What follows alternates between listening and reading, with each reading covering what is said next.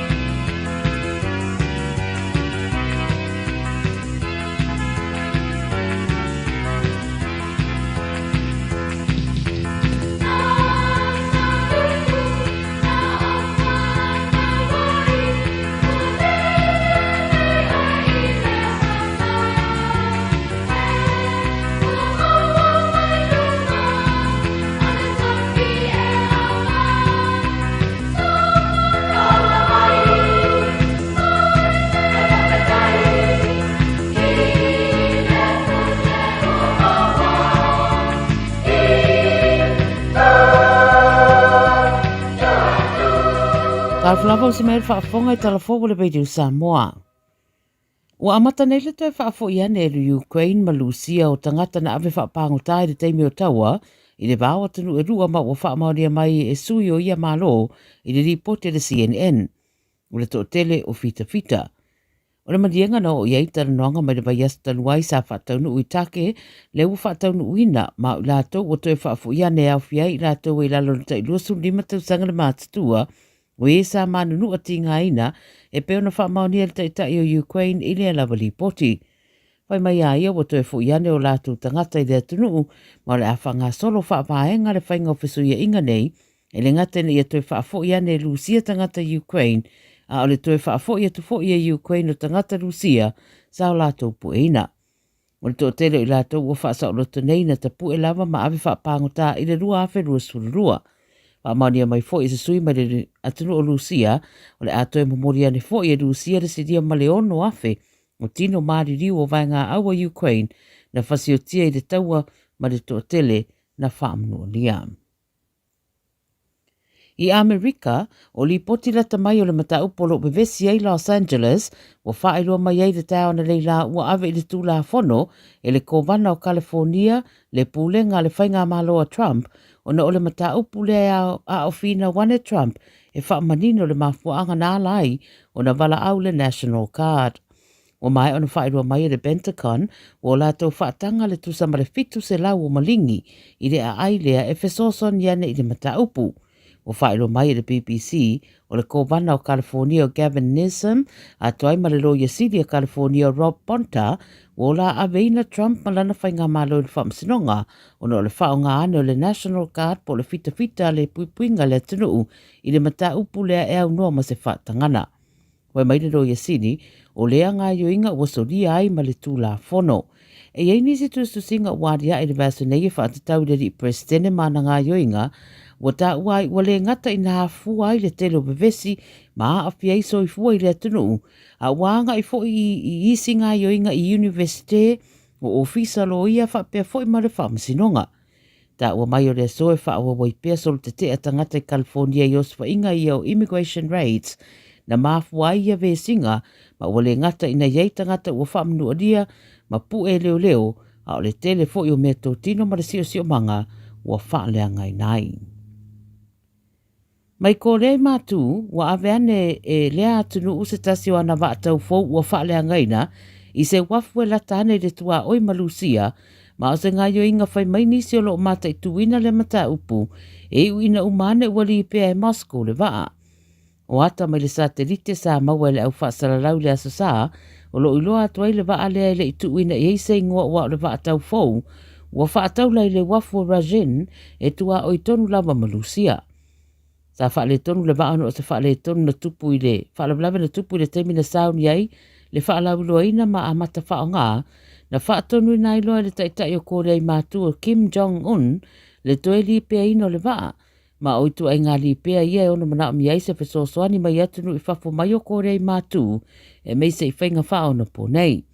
O li patere 9 News e manatu la I la tōro o mata I tuina le amata upu, I le taumatu le a whaalangolangoloa Kim Jong-un, I lana wo o Putin, e fesoso ni ane i le li pea o le waa, o le o leo wa iei tonu le waa i o la tua oi e maise, le whetau wa ina o le whaitau miliona o mea tau, e au fiai lo keti ma upenga whana mamao, na fesoso ni ane ai Kim, malona atunu i a Lucia, i le taua ma Ukraine. Ma le Pasifika i Palau, o se au po le tima leo leo mai le whaitūlangi o le Pasifika o lo iei Palau, o le aanga i ane fesosoani i leo leo le atunu i le teimi o taalonga laiti al Pasifika, le mini games, le whai ei Palau a mata le asolua iwa o le masina nei. O whaelo mai le Radio New Zealand i lana li poti se whaamtalanga na whai ane le presidente o le atunu o Surangal Webbs Jr. E whaapea ua nofo sauni ma le nau o na tangata e tani malo i lea whaamoemoe. Lo iei fo i li poti o lo ta wai o lo sauni Palau e sainia se madianga de vasa nei ma se tasi o nanga de Pasifika e au fia isu i sidia mai le se fulu o tumoto le Pasifika o le amaua nei fo i se fesosoani tau le puipuinga mo Palau i le teimio i ta longa. O whetau wa ina fo i ma le whao popo whai ngā malanga pa lele le teimi lea ma pe a ma le afi fitu se lau le au ta alo le a awa yatu i ta alonga nei mai le aso lua suribo uni i le aso iwa o Iulai. Talmulimuli ma le Northern Marianas wa sau noa le whaururunga o matauputau militeri te tono o le atunu lea o Edward Camacho i le Radio New Zealand e whapea e uiaro i heipa pōlenga i mataupu e au fiei le polokiki te tono o le atunu ma le siu manga a le wha matau au pito te leo lo whianga i eima le atunu e au fiei lo na siu manga. Ma wata ue Camacho o lo tu mau pea le wha matau lea tūlanga wha le natura e au fiei malo si anga pe o matangi malo losi typhoons o ngalulolo mafue e mei se maunga mū maisi.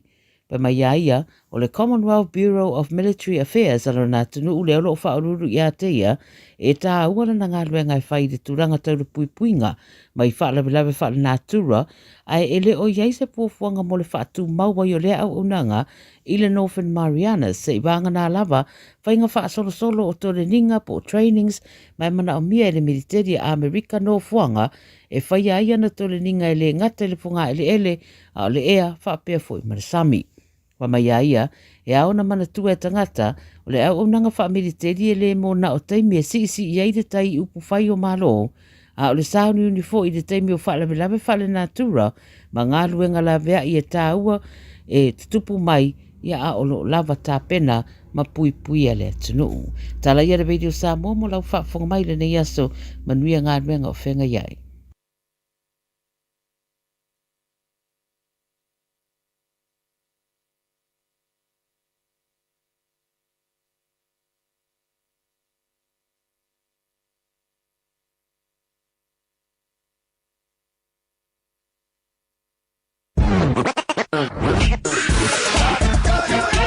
Malo soy fua, ol si fufonga Samoa, Radio Samoa, tasilima iwatolu amo, se kia Radio Samoa. If you feel love loco e awina tu pokalame ese ipito nuu o au kilani, ona o le langalanga mai o le Auckland Council Local Boards. Tato a waifatasi mo le famnatuina o le Matariki Festival, le tausanga fau a Maori. Esilia malise lau tāpenanga ese, mai le aso fito uni anga ila aso se fulma le tolu o Iulai. Tele whaafifianga tau musika, siva, whaapea tau mawhitanga ese maisi. O le nei whaamoemoe o lo ngarulue whaatasi ma le ngāti tama oho. Tanga iane loa i le awaauckland.nz.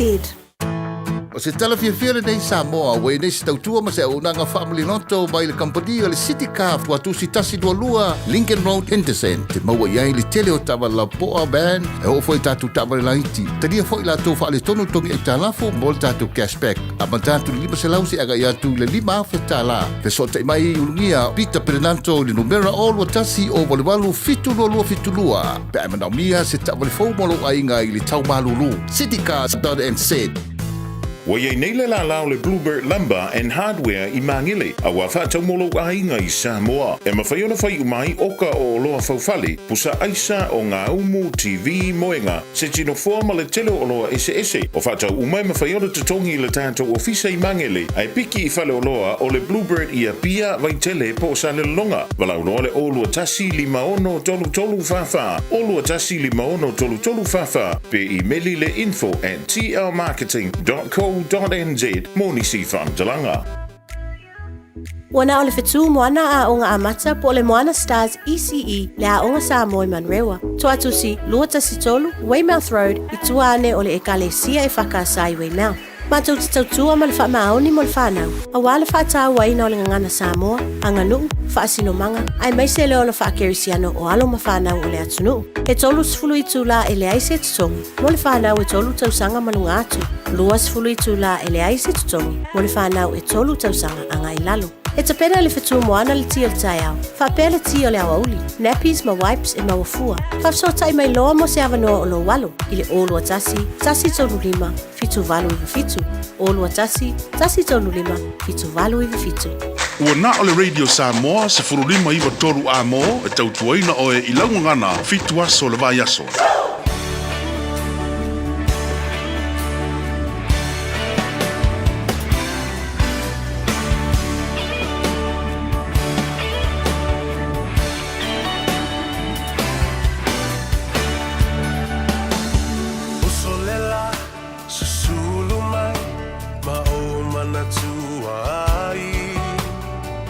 Samoa le nuu o te nofo ai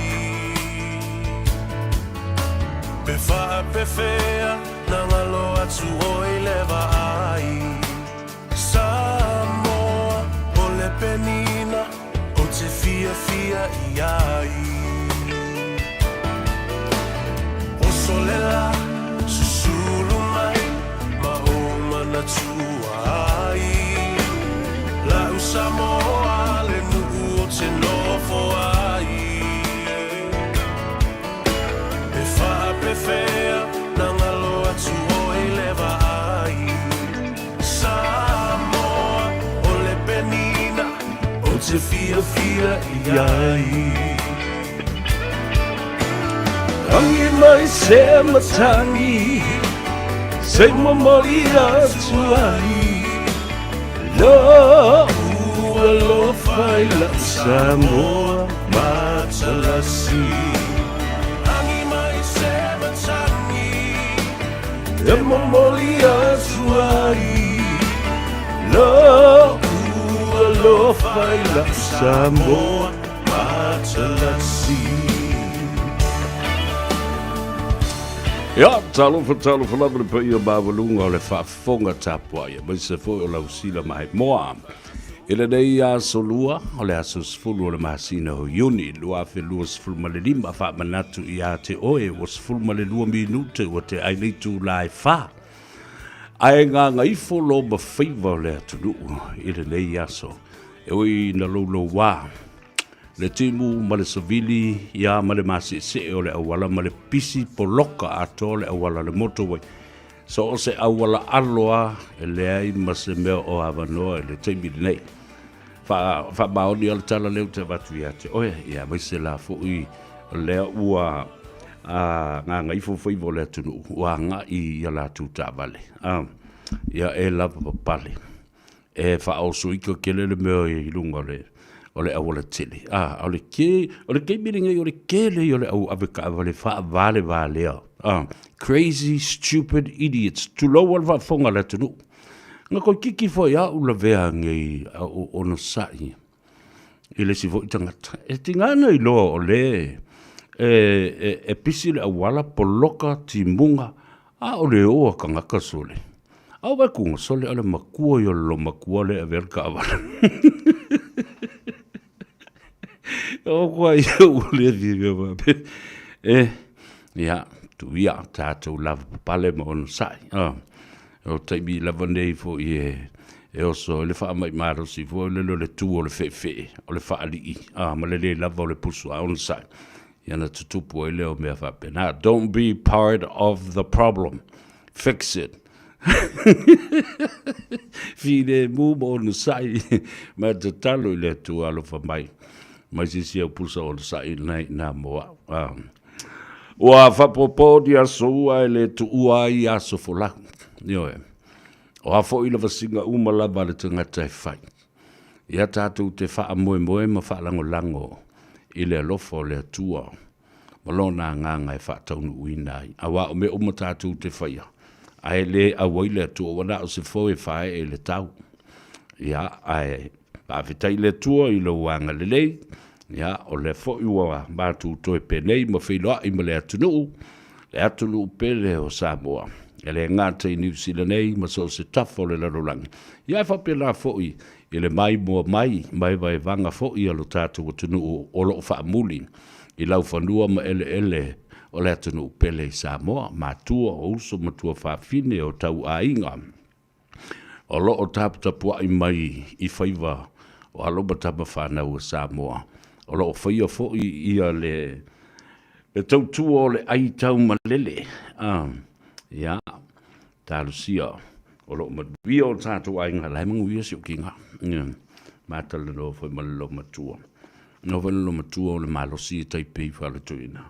A tau o tua le numera fo le le aluai i le Pacific Easy Money, ia po le RIA, ia po le Samoa Commercial Bank. Ia na mau wale o le fia ma le ata le lo matua.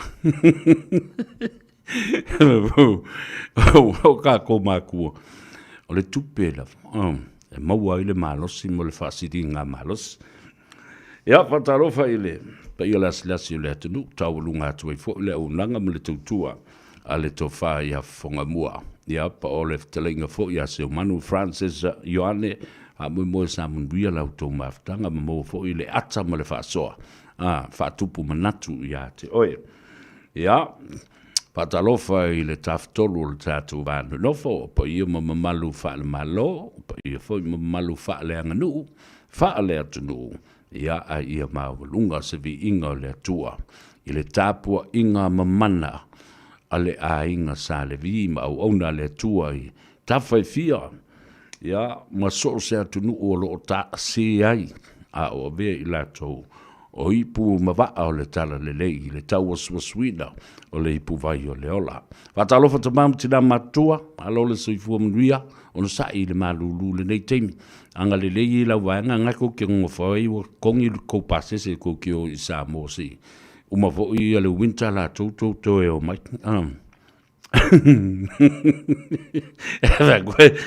Ki ngu mai disi finga mai. Sa vea, ele a masau fe au ki kawanga ua mai, ma ko kongi pasese o.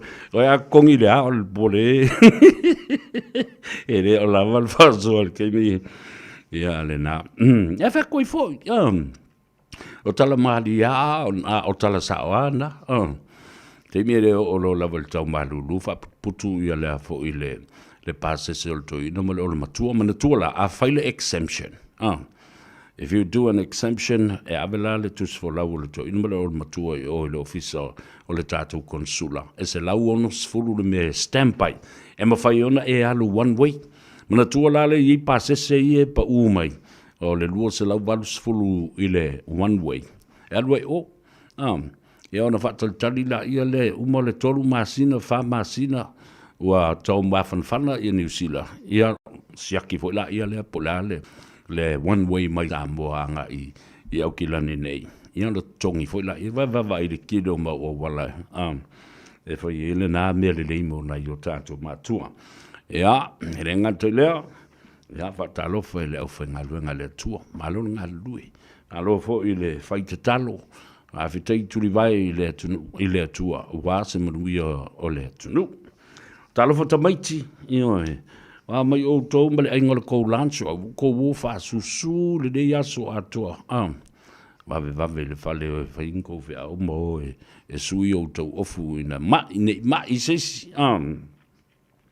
Ia, le nā. Nese o lo asia i tātou le nei vai teimi o le tausanga mai Samoa, Hawaii, Amerika, Australia, po whea lava le waenga o lo malanga mai ai a malo le malanga mwia, lo tau lato le taima, le lato le ea, le lato le ala ma le vasa. Ia, malo malanga. Ia, a whiu mai o matala mai au, o le whaopoponga, o le tātou pola kalame o le ngā Gagaifo Faiva, ma le manawa o ngā luenga le atunu o alawa Faiva sa to tofi e o tau ngā māsani ai. I le ngā ema le ala usu ina ua susulu le lai le tai au. O Faiva o le ngā taifale, o Faiva fo'i whaia i le vāte tea. Ia e maise o Faiva e whaia i le tua bahau ma le tua sivi. ia o ngā ruenga o le au whai whaatoanga ma le au whai lafu manu. Ia le wawa kua e mai le Faiva o le to ina fui awa.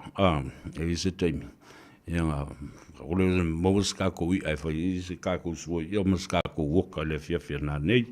Ia, maloli i le whai o le Faiva. Ia lau sunga i to ina o to yoti. Ia, whatalo whatu. Ia, te oe, ia malau wa whangota. Malaka wa whangoka. Ia, ma le whare tua ma le no whaalo. Ia, malole le soifua malo. Fo i le ala seu.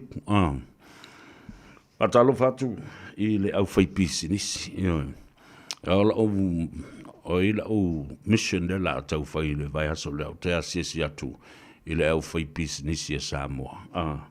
I so se vaenga lava. Ina ia ma whai fo i ona whaalawi loa au tau business ma company. O i le whaalawi loa fuanga. Kau ke o ai whai le kako kong kalake a le mea ta ua. O se awala e ma whai ai o na ngalu due whatasi le ngā Gagaifo Faiva ma le tano awa ma le Radio Samoa. Ia ma le pa ia maulunga o au tau o fionga o lo wha tau teia ma wha foina ia le tele o pisinisi ma company o ātina e o lo o vasosani o tau ainga ma wha whainga luenga i lava ia o tau tangata ia o whale ainga o whale sui sui o whale ofu o mea uma wha pēnā o lava lava o mea tau lima le atunuu ia ai maise o mea e la o mai Samoa ia ia nā ona whaafongana ia i le mataupu fo le Import and Exports Authority a Samoa. Ia tasi le nā fu i atina e le lei. E whai ola ngā lurue i le malo. Ma le au whai whaatoanga, ma le au whai Faiva, ma le au whai oloa, ma le au ngaosi oloa. Ea, ea mai e sa ili ni maketi whafu. So soni atu le au whai whaatoanga. E le wape e alua whai whaatoanga ma le au whai Faiva, ma le au whai lafu manu. E whai atina e, nga umala a ia lea koe o mai lako o su e maketi. Tā ua le nā, o le iai, o le sosani le malo, ma le tau au le malo pe o ne ia tātou sui komisino o me o whawhātau inga, Trade Commissioners, the Diplomatic Corps, e whao ngā ai le malo si anga wha le malo, ia langa lua le sikako malo, ala ai le malo tausi, e whai ala na whai ngā ruenga, pa wale o le mele o te vawai atu iei. E le on o le pua oa le bava ai i le mafu anga wale i o na tau fi le tasi ma le valu milion na tā la fu lea o tupe o le poloketi o mai a o na pasi o le lua whelua whama le lua whelua lima a o lea la ua tuta i wale mawhai o na mato ai loa ma le wha moe moe tupe na e tau na avitua avitua e whai ei ia atinae wale i se malo au lai maua sina tupe ole i tu malo matauti a le na whai le asongo to na ile na te anei tua maanga i ala wale kongwa rea sanganga lua ea polo sanganga lua polo sanganga tolu polo sanganga tasi le wala tu wafui whai ale mea le na ole la tu lua se la wafe le na watu Nana watu aku whaloa ka isfuru afe ale kalesia. Awai lava le kalesia i kongoru. I kore i kumalo, kufalo. Ai, oranga anga whapea fo o ke whaingalua ngā i. Ma e iso sao e whai tonu a whono i tumalo. Whono a whaavaya i tumalo. O le mea fo ngau ke whai. Kufa. Ale whai mai e lau timu ia. Iele popolenga. O le polenga ne te ua wha ngā e whai e ia beo wha tōsina. O lau tala nana watu le aso nafi, ma le aso tōna i o tōna i atu. E ei le talu tanunga o le whainga pālota mata utia le nei. O le a matua i salalau a ima mafia fia le wha ngā ino le tupe wha tau e le pālota. Ai ka fefo ingi ka hofo inga wha msingonga e wha solo. E awha kausanga o la wha solo wha msingonga. O inga wā kua le lua se furukara i lea, a oile ngaru. Wai, o le pisa le mea le nā. Awa mosa o lima se furutala i lea sui i, a oso kui o le risi sui.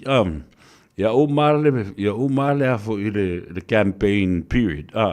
o kou whaavale ama kou aia rea fosu I e ka momo. O ate, ile nei le tai au. Au tusi a unga luenga. O mafau le mali e tele. Ia, wa o matu. Wa ole nei, paia inga ma le nei nofo inga ole pale mene lona sifuru ma le fitu. A Samoa. E lea au noa mani whaafita uli ma me sa putu mai ai te mi uma. Ia, na amata mea hei whaamasinonga. Lea o tātou o mai lava I le teimi o tā apea I le fono.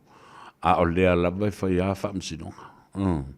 Ia, lea fo la o se e mai ia le a nga I mai ia le whaamasinonga o apili matalu sanga to ilo.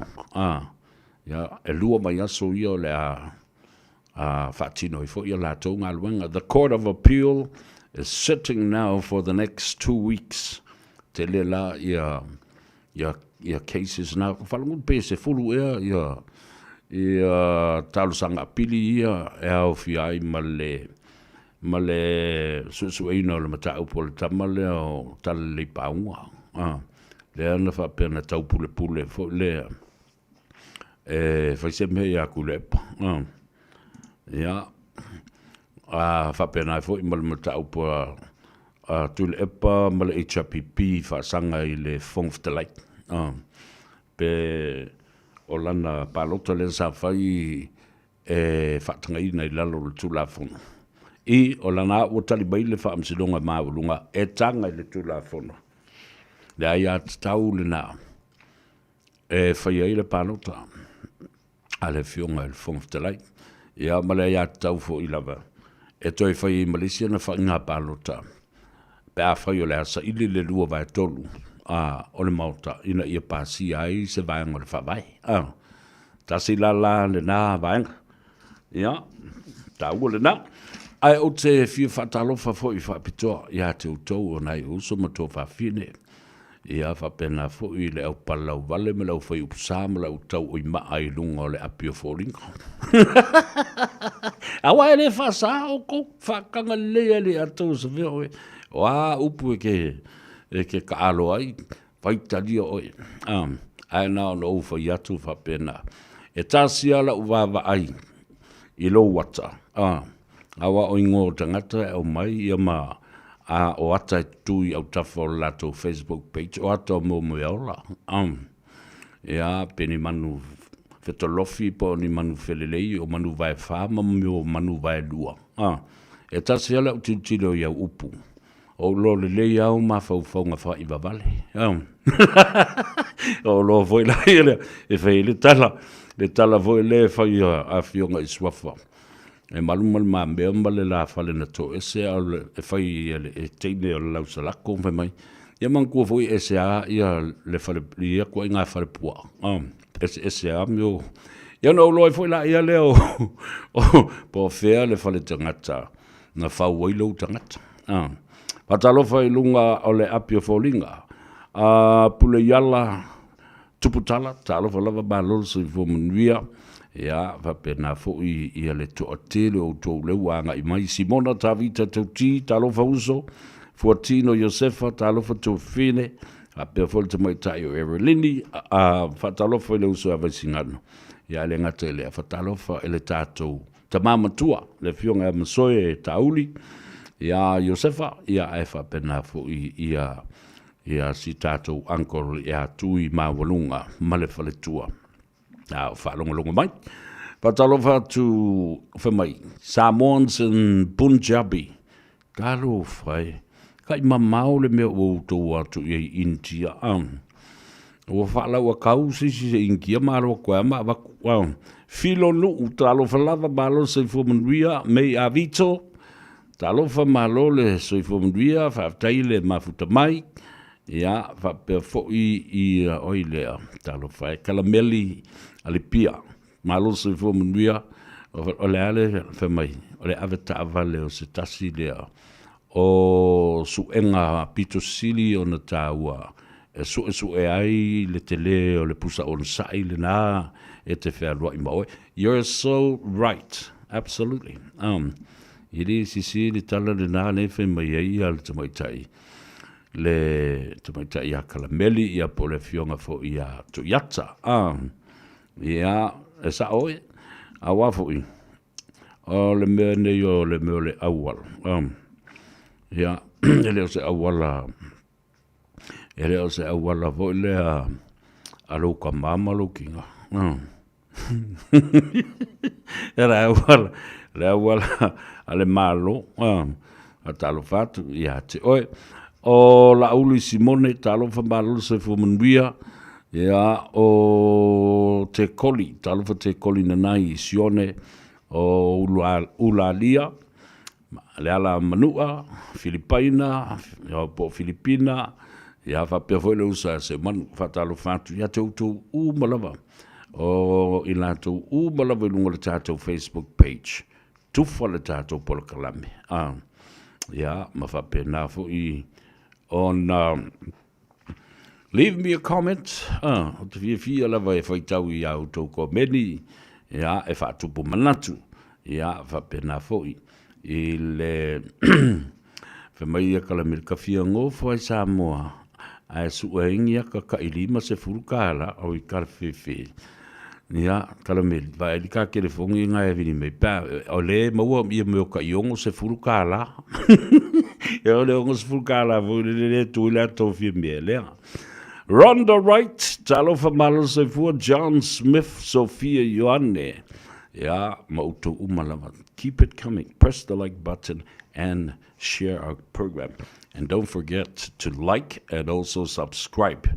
Tele yo meta ua o ele tatu tanuanga I le so. Anyway, ia, ele ngata po ile na. Ia, anai tala oto mai oi. E le whamsinonga leo lo whatino nei. The bottom line right now, e le tulanga o mori mau o leo lao lo whanga solo pea. Marie Tusi takes the witness stand today. Ia wase te mit whai I se tātou tala. Ele fōringa le lei mo mori mau o leo lo whatino nei. Awa, I lau mai tau iai. So se teipi lava e whai ai e seisio mori mau o leo le upulea o te lei loa, o te le manatua. Lua statements na, o te lei loa, ia pe o te le manatua. I don't know or I don't remember. Did you write these things down? No, I don't use a notepad. E whatu I fwoi wale ute o uinga na, o tiute na mana matafa ioi. Awa, alo ki whai aku la wali ia. Ai me se ka mikiri leo kāngaka. Ma le di leo li monki. E tala noa mai I a te au. Ile awala e whaatino ai. Le ala lua whi au. Te lua su e ai. Le awala e whaatino ai. O tiute mala unga luenga. Whaasalau, whaatustala, whaatangata su e. You have no right. You have no right to question my professionalism in terms of analysis and dissecting a subject or an issue. You know, milai lo ilmul fa valia. Ole aya valia mai fu le ngalu nga alistangat. Na. Ala umno fa tu fa fi ma vala fa fi atu oli kanata. Bala aure ya to sa ve e tele me tau na fa mal mala matu ya to san niolo. Na. Ai a o oila le limong. Ta pena le leila moli mau na ala ia le tu tono le pusa moli mat. Yo tu le leia ina. Vai pe le susu a to a iu vai ma tafu le a yo lo waf. E via ula. Ta lo fai ta ino inoi. Na o ta ala na nai lole tui vai ti talo falava malo se fu manuia ea va per foi li nei ta vita Ioane o susitina areki o tunu mafono ela matai a ruta talo falava malo se fu manuia pele wong si na o va atu le tumutu mawai. Ele I lewa alele o lunga la anga I lea wheli masela o tangata.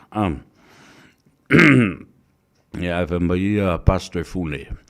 Whainga excuse me umolawa. Ona pasia e le palemene. E iai ni whainga I le poloketi. O le a iai le tulafono. E mai se o tulafono o fono whaavai e taluai. O excuse e tau whaavalea. Ma tau whaa tau maua lalo ina I le tulafono. E lima taita ina I Samoa. Talo whai a pasta. E sa o e pasta. Ara I alo whina ngalo e whaatupu manatu. Ano o e a o tulo se tupe I lau e kale sia tufalo. Arita Mari Freton. O pai malila. Talo walawa. Witness of valo anga. Ia, whapea fo I whineaso talake. O muelu. O ke sende. Talo walawa. Kia ora. From Nu'u Sawhi'e I whale alili talo whai. Alo. O Nu'u Tusani. Whamai. Te loli sa vea. Esa lo fia whalongolongo I o manatu whaalia. Ma tu sao lava ele ia se a. Se whaai tu au. Ai o lau whaatalanoanga mamaina. Sa langona lava lele fia ono o lau tu whau o manatu tau whaaleanga e talanoa mai ei moina. Ea malia ni. Malia nu. Na pau lava wa sinsila fo I le matalanoanga mamaina. Na ole tulturia fo lele ia maina. Ona ua mention mai e maina. Se tasi o mata upu ele ilo tea. Mamapuna mai tonu o mata upu o le whaamsinonga. Lele I o ele susuenga. Aia si le fia fo inu. Ia o le ngaluenga nei. Ia e whai le ava whata. O le fionga fo ia lilo mai ava. O se tua fo fine fo I o le sui o le radio Samoa. Ma le au whai ngaluenga nei. O lo au mai a tātou tala mai o. Ai o e whalongolongo I le iai. Iai. I le whapea e pule atoa o le teipi. A saunoa maina o te whalongolongo. A o tau tala fo ima tala noa ma whaasoa. E whalongolongo le ia maina. Ia o le tala atu le nā ia te oe ma. Ma lo fo I whina ngalo nu. O minute whauatea. Talo whambalo le sui fōmanuia. O le sunga ia luama sau. Talo whambalo sui fōmanuia. Mele aka ea kala meri la kouia. O le sunga kiwi whamanatu. Watching you from Samoa, talo whai malolo sui fumuria. O tui sau vau, talo whasawea. O le mātou te hele mano I Hawaii. Ia, aloha to you, my brother. Ia whapena whai ona whatalo wha. Aloha to my auntie whalavelave a whamasanga poe la ulu. Ia whape whai la utua while. Ia Yvonne Ashek. Ia whapea fo I le tamai tai. Ashivon masiona to lua. Evelyn Brown talflava.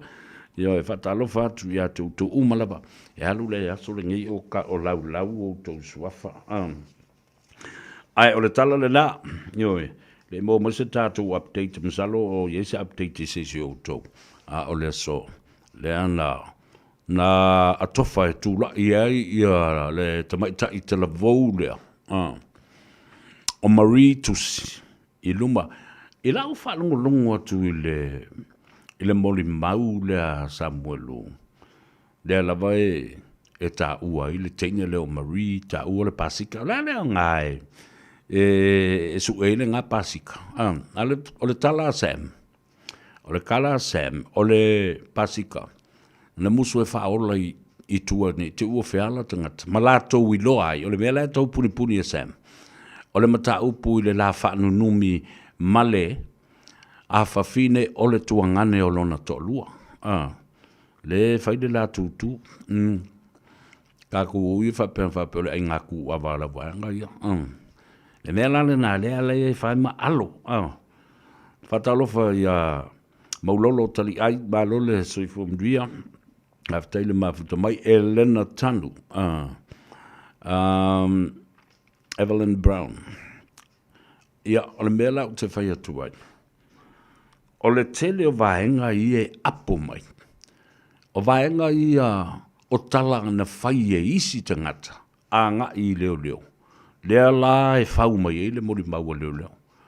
A o le whaafita uli ma le whaalawe lawe o lo whea ngai mana I o tātou leo leo le teimile nei. O le lava o lātou mau e wha mau mauina ma tustusia. O la e sau ale ori a lātou ia. O na whai mai lea, whai mai e pai ma la whai mai e lea. Na mention e lea. These are all hearsay evidence. E le tāua. Ala whalale nā. Ua matua whaapole ina ia le vaenga lea ia muri mau leo leo. Aisea. Nanga le turi loa e KC. Ma ta watu le whaamasino. So se teimi lava e fisiringi ai muri mau leo leo le ia nei ma se. E lua tali. O le musu e tali le fisiri. Lua. Nā te le I loa le mea na tupu. Tolu. Nā te le mana malama I le mea na tupu. So you see, is either you refuse to answer the question, or you don't know the question, or you didn't write down, you don't remember. Muso e tali le fesili, lua ele I lole mea na tupu, tolu. Ele I wha mau wina I lalo. Ele malama. Talusia. Ia alu le whaasolonga a ua tau mawhai ina ia. O mea i tau mawhai ina iai se suinga. Ina ia lelei na wha ngā solo fo ia lātou mori mau. Ma au mai mea moni e pine sa wha mau. Awa e le mea le notepad po le notebook. Mo ngā luenga wha solo le aso. The working sheet. Ale amai. Sole. O isi tangata wa ta ilua se fulu mon tupu tau sanga o ngā lulue I tono le mata ngā luenga, ai whai mai le mole mauaresi. A me se tangata leo tewang, o I fo I o Tony tewang. O ia talu le whai ngā luenga, nā te le wha o ngā ina. Se pocket book, po se notebook, na tu ina atu e le ofisa o leo e tofu wa le leo. Malana peni male api e wha mau ai mea tutupu le aso ma vaenga o le ngā luenga wha ngā solo le aso. It is very damning and damaging for the police witnesses inside. Nena, lai wha longo le lei. Tua wha longo le lei. Ia le fionga le tamaitai whamasino. Te talo fo I le fionga le tamaitai whamasino. Ina ia mawalona toa malana tō whā. Le lei I le māla malama malamanino I le tulafono. Ina ia whai aini whai unga mio tono. Ia ma whai unga e onga tusa ma le sailinga le mio tono. Ia whapena fo I ma le finangalo le tua. E tusai. Ma lea fo I whaamsinonga lo whanga solo nei. O isi a mei I o toe la umai nei lunga e le talamua. Ia ma le talanoanga tustala ma leo whaasala lau sini e peona iei ia le fionga ia patu a pulu whamui nā lanspolo. Ia ma le fionga le pelestene o le asosia leo tustala ma leo whaasala lau I Samoa. The Journalist Association of Western Samoa with Langi Kirisoma, the president and the most senior reporter for Talamua. O le ala vai highlight mai I vaenga ia mape e whaasusulu I aile la. Ma le malosi o le moli I le mata upu o le conflict of interest. Le ala o toi la langa ato mai lunga. Ma le moli mau o le fionga le komsina o le leo. Olo ia I la le vaenga le na o le conflict of interest o umana I oe ia le komsina. Ma whapea ai le kala komsina. I e sa. O ia liste ngata le ia na mata upu po lana whaasea, po lana su. Wha le tula fono whaasanga ia Samuelu malon tolu. O le la ua whasiringi aloa la. Lea i le tala lea le tala mua ma le tala noanga fo i mamoina. O oe leo na ia le whaaseale. O le si whaasea, o le whaasea limongi le ala. O le si whaasea, o le whaasea le whaltua ia mei. Te umala na utoe o tula ia le mata upule na mei wā. O stama i teimi le mana o whaalongo ai, o mention ia le ingo le whalitua lea. O na o mai leo ni mawhauwhaunga ia tau. O lea le mea lea whawhin, po lea whalitua o lo whai le babe au. E le taalingolingo le po, ma sisi whai pule o le Malta. Ai tofu uma i la ua ma tai tōlua. A wale alu tangata la tōu ia fo ele le moe lon tōlua ma ta oto ele moenga. Ele o i e te tau la whelo ai. Pe i fo le lau whai atuai. Ila ule malam. Pe ai se ana la i o le mention fu le ngō si whale tua ia me. She wasn't supposed, and she's not supposed to be there. She's married to a businessman. And so she should be in bed, right beside her husband. But to mention her name at such an event and an incident that has now implicated so many people, ia a o le awhalale mea ale ala o loo whai i lea no fuanga i le lewa o le po. A lai ta tau na alu ta oto i oi taftafo o lona whalitua, po sion tolu. Ro po so e solo fingi.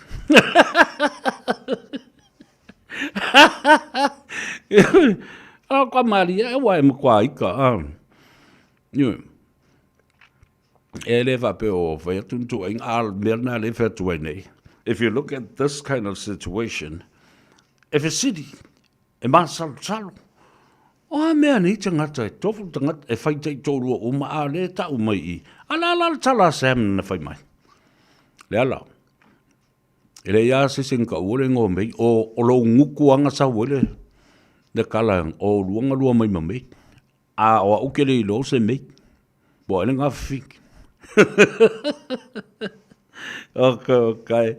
Tua ve vela le mea le o iai ia le tātou. Le tātou mata upul te milenei a wāfo i la le la specific. The questions will be short, sharp, and ole la ole il mena la tu ine e keisi. Na vese tupe. Na vese tupe. Tali.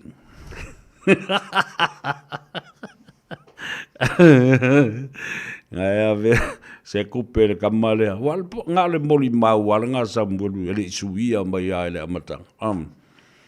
Mai le kupe. Whakaua povi.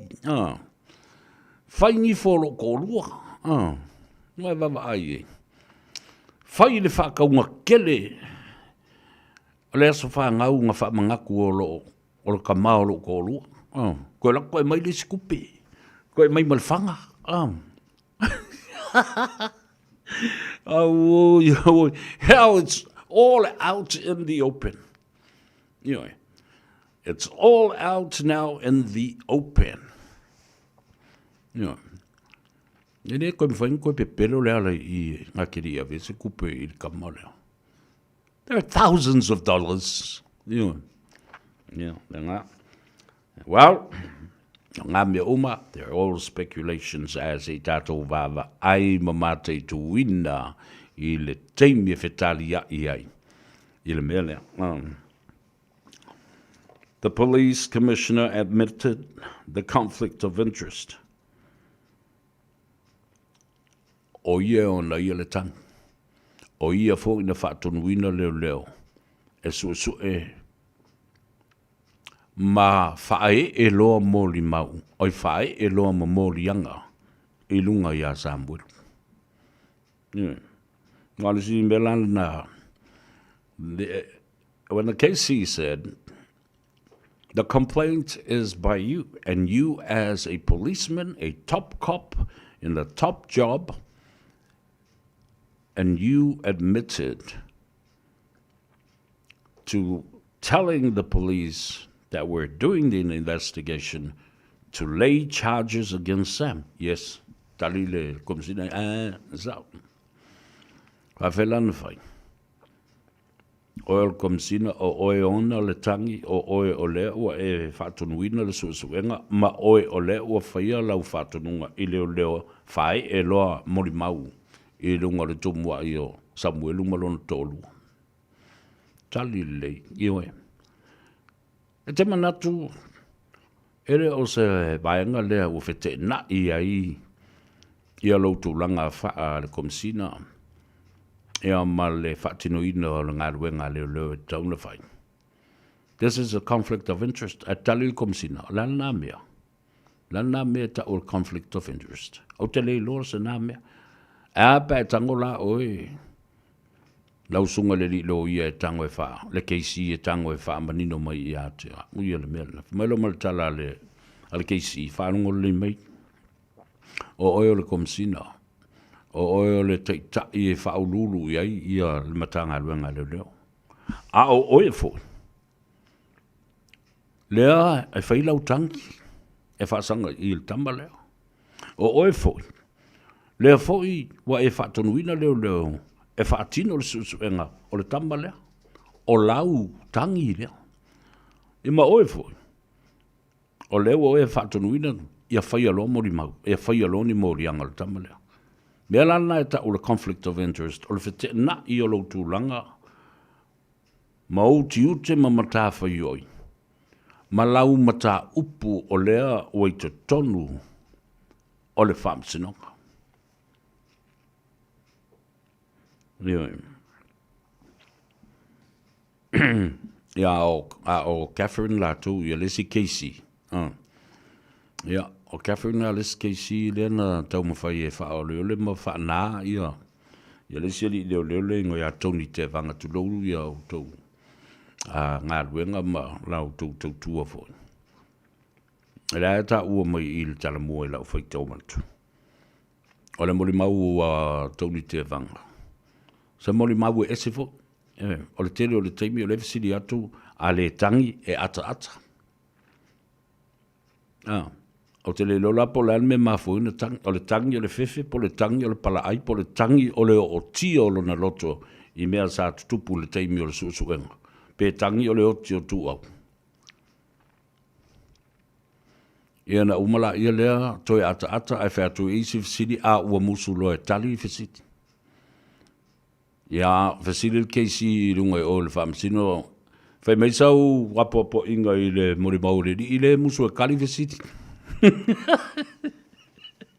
Musu kali vesi dis ke me ko fa ko me a kangi. A kangi la me kangi. Na to te lo le. Ele o mai ni ke si o mai mili o em of my what's your name? What do you do? And how are you? Kiss me.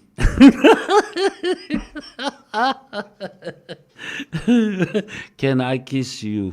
That's what was a mere kako career. Yaman auto. The auto marino marble by may kiss you, Maya Lola. Yo, qua Lola. Macqua ka aifa fala umame. Yo, allow my yamatua fa vai auto morimau. And that thing I want to tell you and let you know. Ina ia matua paso tō mawhauwhau, maiso au tō mate, i au tō tali e whai, e le i o mai e mili o e ma mili upu wha u i au tō.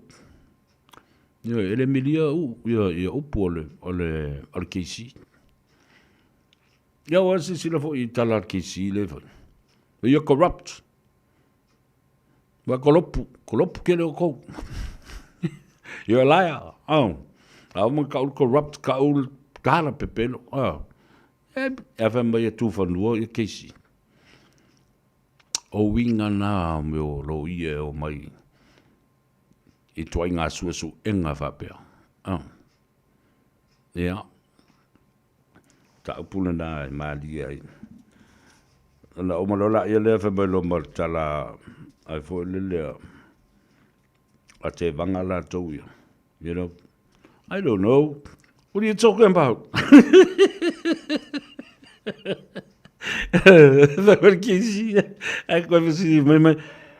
I don't remember. What are you talking about?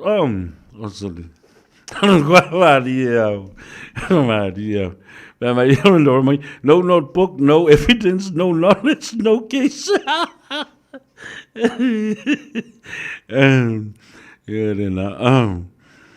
Oh no, I found talo for lava malo so from watching you from Brisbane, Australia. Yeah, saulele. Ta ala na nai. Malo so from Ria, lole tu iviti. Yeah, va perfo ia Johnny fi now. Malo so from Ria, watching you from Puinui Road in Papatoetoe. Talo fai malo. Talo fatu yo tatu ainga fo lele I loto I fale. Fale pulenga. Alo so fo mria fare pulenga le ulwa alo partai io share tatu por kala melanga ta ua io me ia le wo tilo tu ne ia le mela le la unga le a sample and a statement le na fa yana le ta ua navy e fa pe ole caution statement la le meta ule caution statement. O le caution statement, o lau lau, o po lau mori mau lea, po lau vaenga tustusia lea. Or your statement, a written statement, I le teimi e tau fia mai o e leo leo. Ia vai walai lau ri, le whaerong mai, ia vai fesiri le rili nao sa vea. O le wha fia pōko ia, pea kanga ka foi le malama ile I malama le tula fono na sa foi le tula fono fai mata upo le tula fono I Tele University a o tawina malama le lava la ia le tula fono o le caution statement la mo le manino o lau mo li mau le tustusia I luma oni leo se to lua pe to tolu o le wingo le namea e pule oe, pe fai sau mori mau ina, pe le fai a fai sau mori mau. Ai te taua I ona taua. Le tu ina tu e leo I a te oe, e fai tau atu I a te oe lau ai I a te tau. The police will have respect to read you your rights of what you're gonna say, may use against you or use about you in the court of law. Ole whaupunga lane na. E te tau, ono whailo atu e leo I ate o le la whailau tala tusia. Ai ole a whalongolongo mai I ai leisi lo ia le I e a vea ma mori mau. O lau tala tusia lea e pule oe. Pe e tusi sau mori mau, pe le ai fo. Ai o lau ai a te tau le na. A wala a whai e le tusia sau mori mau, nei loa I fo I la ia lea. E te enal mata upu lea e anga I tuai ia le maua leo. Police will read you your rights and you do not have to say anything to the police. Whaitau ia toi o ia lawa ia tau lea.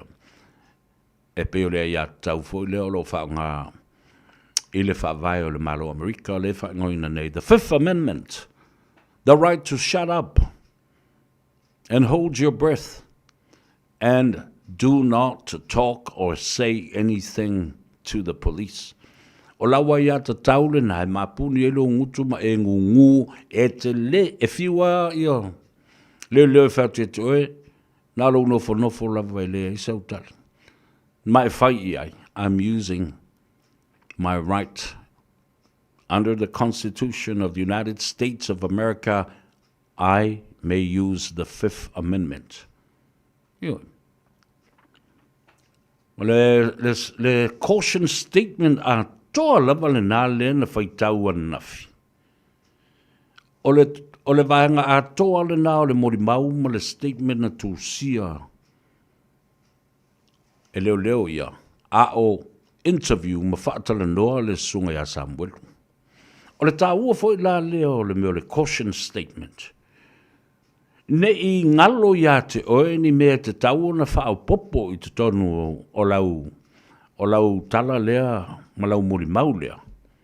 Ai ua ngalo ia te oe, ai whato ato e whao popo iai, I le teimi e su ina ai ma lo tea le mata aupu I lumo le whaamsino, ma le whaamsino. O nei lolola ia lea, pe iai le kalikongu winga lau kala. Ia. Pe iai le talitonu ina lau tala. What is a police caution statement? O le whātali noanga leo oe, I le teimi e arrest mai ei oe. Nā le mea, o le teimi arrest mai oe mawsiringia lo la whailau muri mau. Tustusia, ai liste ngata, e tusia le muri mau. A o leisi, nate, whaalongolongo ma whaamao nia. Le teimi na tusia le mau, ma upu sa whai. Police will read you your rights and you do not have to say anything to police. Lua, it may harm your defense if you did not include this information in the earliest part of your interview. Mantuala le whailau lau muri maulea. Ai ngalo ia te oe nisi vaenga sa tutupu. Ele tu uina I tono le muri maulea. Manatua a umala e toi whaitau mai leo I le moni mau. Le a oe le na tusia.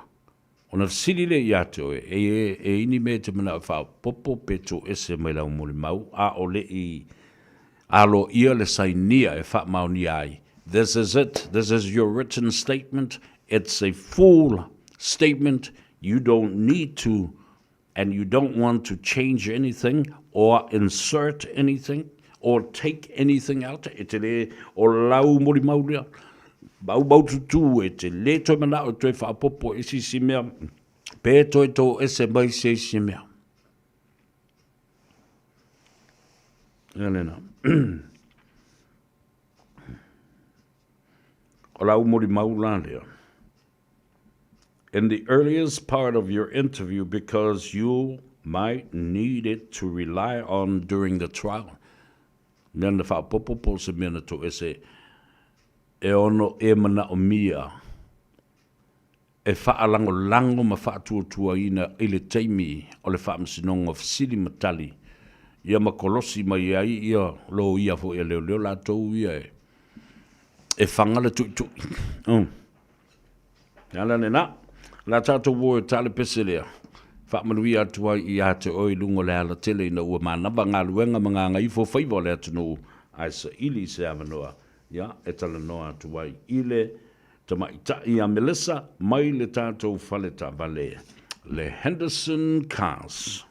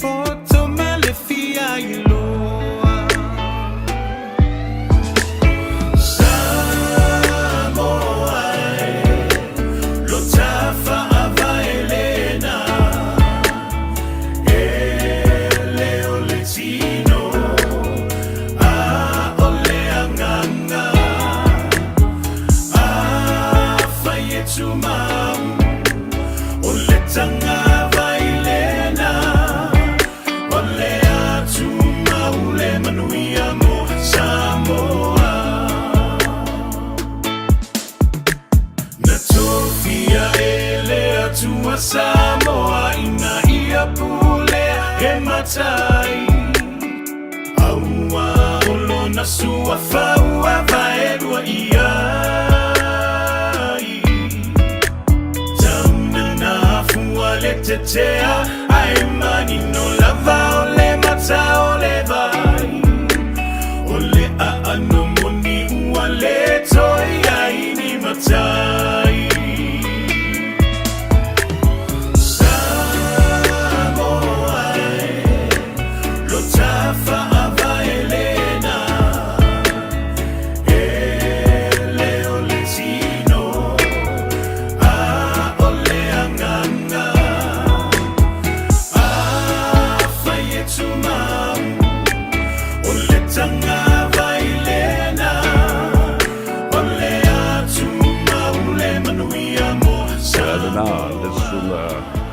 vai pou malo puni ala va ia ele nei vaenga fo yo le au nanga ma le tautua ale se ufongo Samoa le a tau se vea ma le tatu a Gagaifo Faiva ina ua manabanga luenga o le atudu u le nei fo iaso malo le ngā lue o le u mafuta mai i le mai tai ia Melissa fai fo i mafonga tau moli o le pulenga ma le au whinga luenga a le tatu faleta vale le Henderson Cars fatalo fatu Melissa malo le soifo malua faaftai fo itali mau te loe te pisi tele e kauka saingi au contracts ma mau deals ia atalo falava malo le ngā lue nei aso ia malo fo istai fua tali tono o lo tau fai manuia o matanga tau se tato atunu ia a vea foi le nei tu lai e vasoi foi se famalo le compagnia le Henderson Cars e walata foi na fai o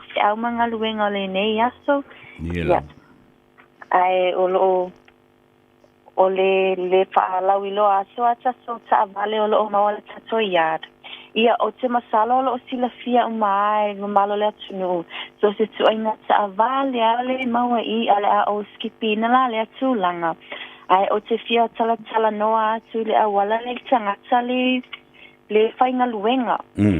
A whapeo oe o le te whainga luenga fatu a tasima sina taluna I whainga luenga e tau le tuli fua le te tau sanga po I nei maasina e wansa e saini e le konkarate whainga luenga full time. I ona mawhailo la, I ona e apalai. E tau le tulia ni tolu masina nga ilunga e wansa e amata ilunga luenga wasaini li konkarate whainga luenga tūmau. I o te nai amata iluana e apalai mai mo sa avale e tau le tulia ni tolu masina nga ilunga. Tene na li fia wha malama tuais. Wai o te masalo e tere nei tangata lo fia apalai ole e pe ole tolu masina ia le staka I lato. Pela le mone te wha malama tuai a wha peo o oele ua mawala o kon karate whainga luenga full time. Male kon karate whainga luenga part time, permanent part time. Ia etalia mato ia nei tangata na le fia mawanta vali. malo ia tau o tele mel na ua sau loel te bai tai o Melissa ia tai tu sa fo I male vaenga le lo tuel tangata full time so soni I le tangata le mol benefit Sau le ia malo ona fena amatai to por kalamele na Ua levana a mata. Ua levana a mata po kalamele ale fatu a o manatuaina. ia Pole mele ale ngalo ilo mafawfawa le fata o manatuaina le ala wo toe faasoa toe nei e nga fo ia faasoa le nei fia fite faala wiloa toe le malo te tato tunu. Ie o lo fia mana o mieni tavali. E pe e a foi. Estak lava le apalai ono faifa apiala so ai le tolu masina nga ilunga mana mafaila iona apalai so lava pele ato so masina I was tiny lo kon karate whainga luenga tūmau e mafaila ona e apalai masa vale fo malo mana ia tele na vanoa le leie e le tau fatal tali e se I baua le ono masina pol tau sanga atoa o lo e ngalue ia tale o la te mi tapu ni tatou le fifnei te masani I tau le ono Ia tatou le tau le ono mai le aso mafua I le aso wharaili ia mata tatou le iwa e tapuni le tau le ono ia mai lai le aso to anai mai le aso anai a mata le lima e tapuni a mata le iwa e tapuni le itu la e lima mo nai foitanga mo isi foitanga tale apa ele o avanoa ile au ma fai ona e apalai mai se taimi o le iwa I le sfultasi le po le ono le sfultasi le po te apalai mai wai o lo ia inisi o mato au whainga luenga o lo ma whainga pēnā o na whainga luenga after hours. Malo, whaftai. Tā hua le tu wavanoa na I o tātou tangata. Ia e mai se fo I o nae watu runga tātou Facebook page le ia le whaalawi loa. Ia. Ia, Sao Lake.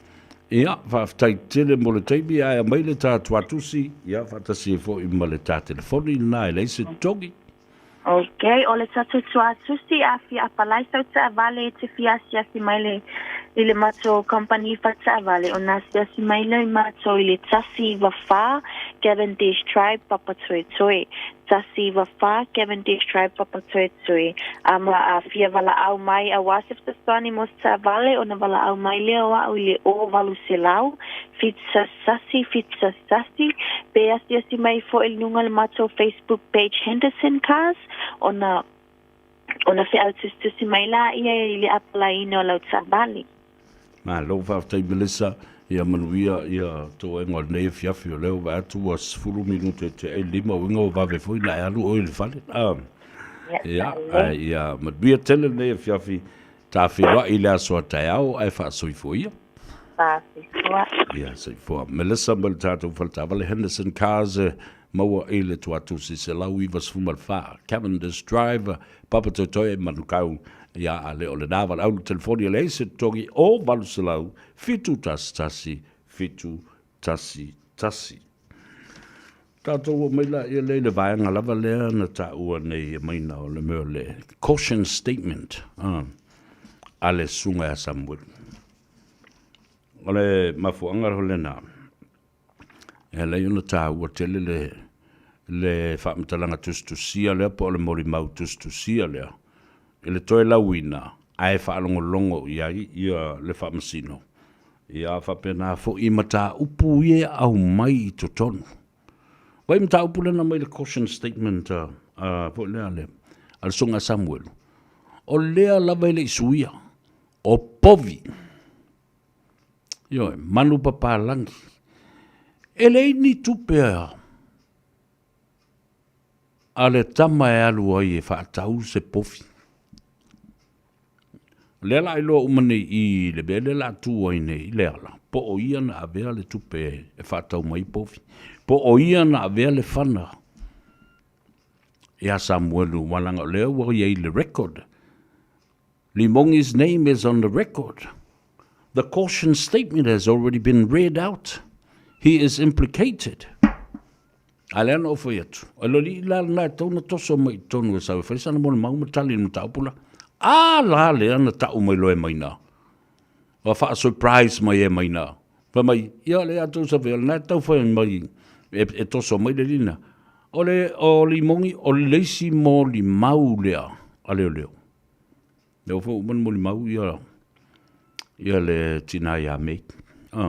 Weva ai le me o toso mai ina ni tangata ma le lopo o le ale mafuanga. O ia lavala lea nano fua ia mata u ia Sam. O meina la watu sala to lua le polena. There's no question. There's no question about that. Pena watu pe leo watu. O ia lea ua umana no fam whamatala. Ia Samuelu. Lea la ia tonu o le caution statement lea. Te le ia le onga le mea lea. Awa o I mo solinga tu la fono me ne mo bribery mo le fa ngao ni tupe. E tau fiofi ni fa mtalanga e winga I se soli tu la fono e mana na o e puntia.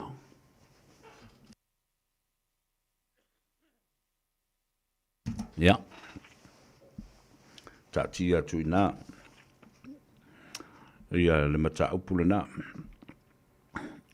In a caution statement, it may harm your defense if you did not include this information in the earliest part of your interview, because you might need to rely on that information, but you did not include it in your statement in the first place.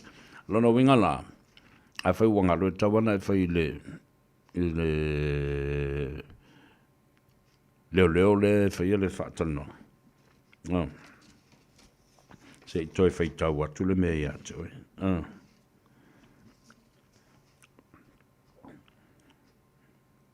Ole, let's break this down.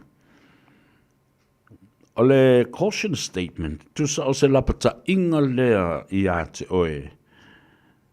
A fai sau statement pe fai sau moni mau I le teimile nei. Ai te I ua toe sui lau muli mau, muli ane. Ia e ono wha o ngā la lau muli mau le nā whasanga ia te oi. A caution statement is a warning to you that if you give a statement now and changes that statement later on, that will be used against you. O le teimi mua lava e tui nātu ia te oe whaia I se mori mautus tusia.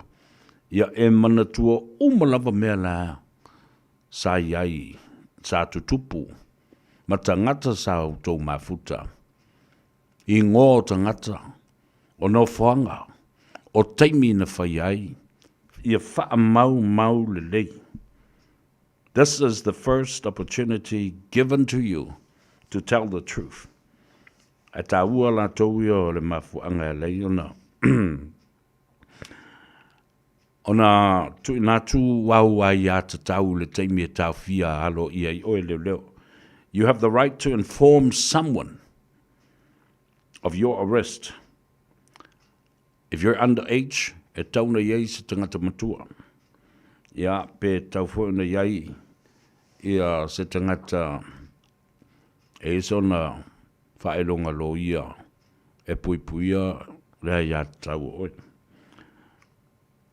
Ale teimi lava e tau fiei oi, o mea na e tolu e whai e leo. I le teimi lea. Lona lua. E te tau o na tui nātu lea wanoa I a te oe. E leo. E wa ai se lo ia. Ma muri tai I le mea tau o le police codes of practices. The rules of police that must be abide. You must abide by the rules that police needs to follow those protocols and practice. Vaenga lona tolu.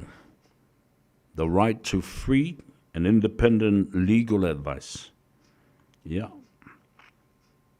Hawaii tā ua le vave maua o sa wanoa.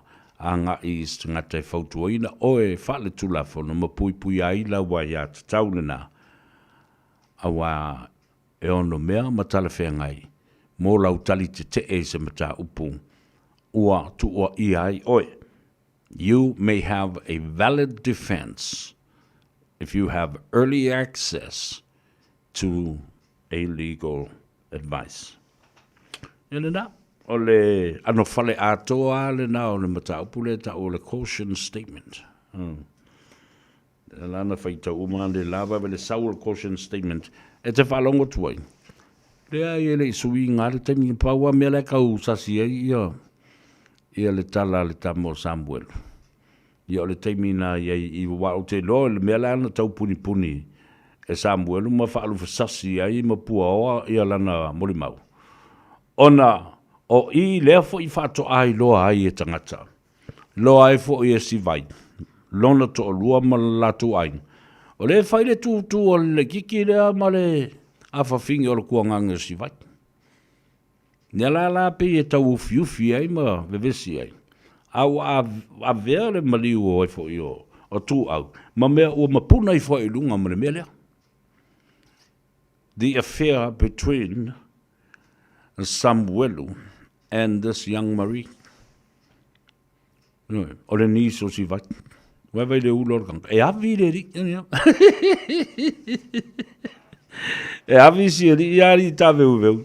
Watalu fatu le uso e ta veu. Fatu afi. Le vai.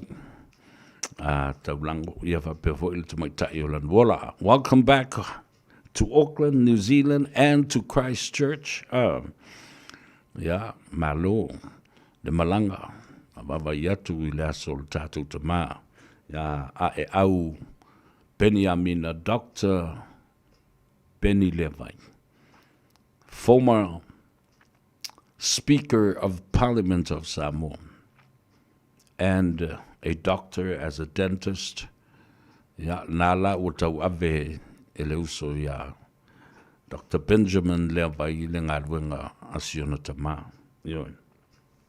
Ya e le umale le ngona mafatia li I taviweu ia ai o folo fatu ia ma muli atu foi fa mai senga ma mafanfananga ia na o le tua malona nganga e mawhai o na whai o le nanga ruenga o le fa mafanafana I le loto mafatia ma le loto ua momoia ona o le wala aupa ia le tua alofa mo ulua a taviweu ma le afafine ia lan bola ma lon malanga patalo fatula I le ya tea tai ni ai foni ngo tea tai la toia fainga me to le fo ati e moni sambulu ya fa mai mai awa o le mali la le utilo atu nei ila opor kalame la so to na I le tano ava ava tu wakipi uma kangaka e fai la ko TikTok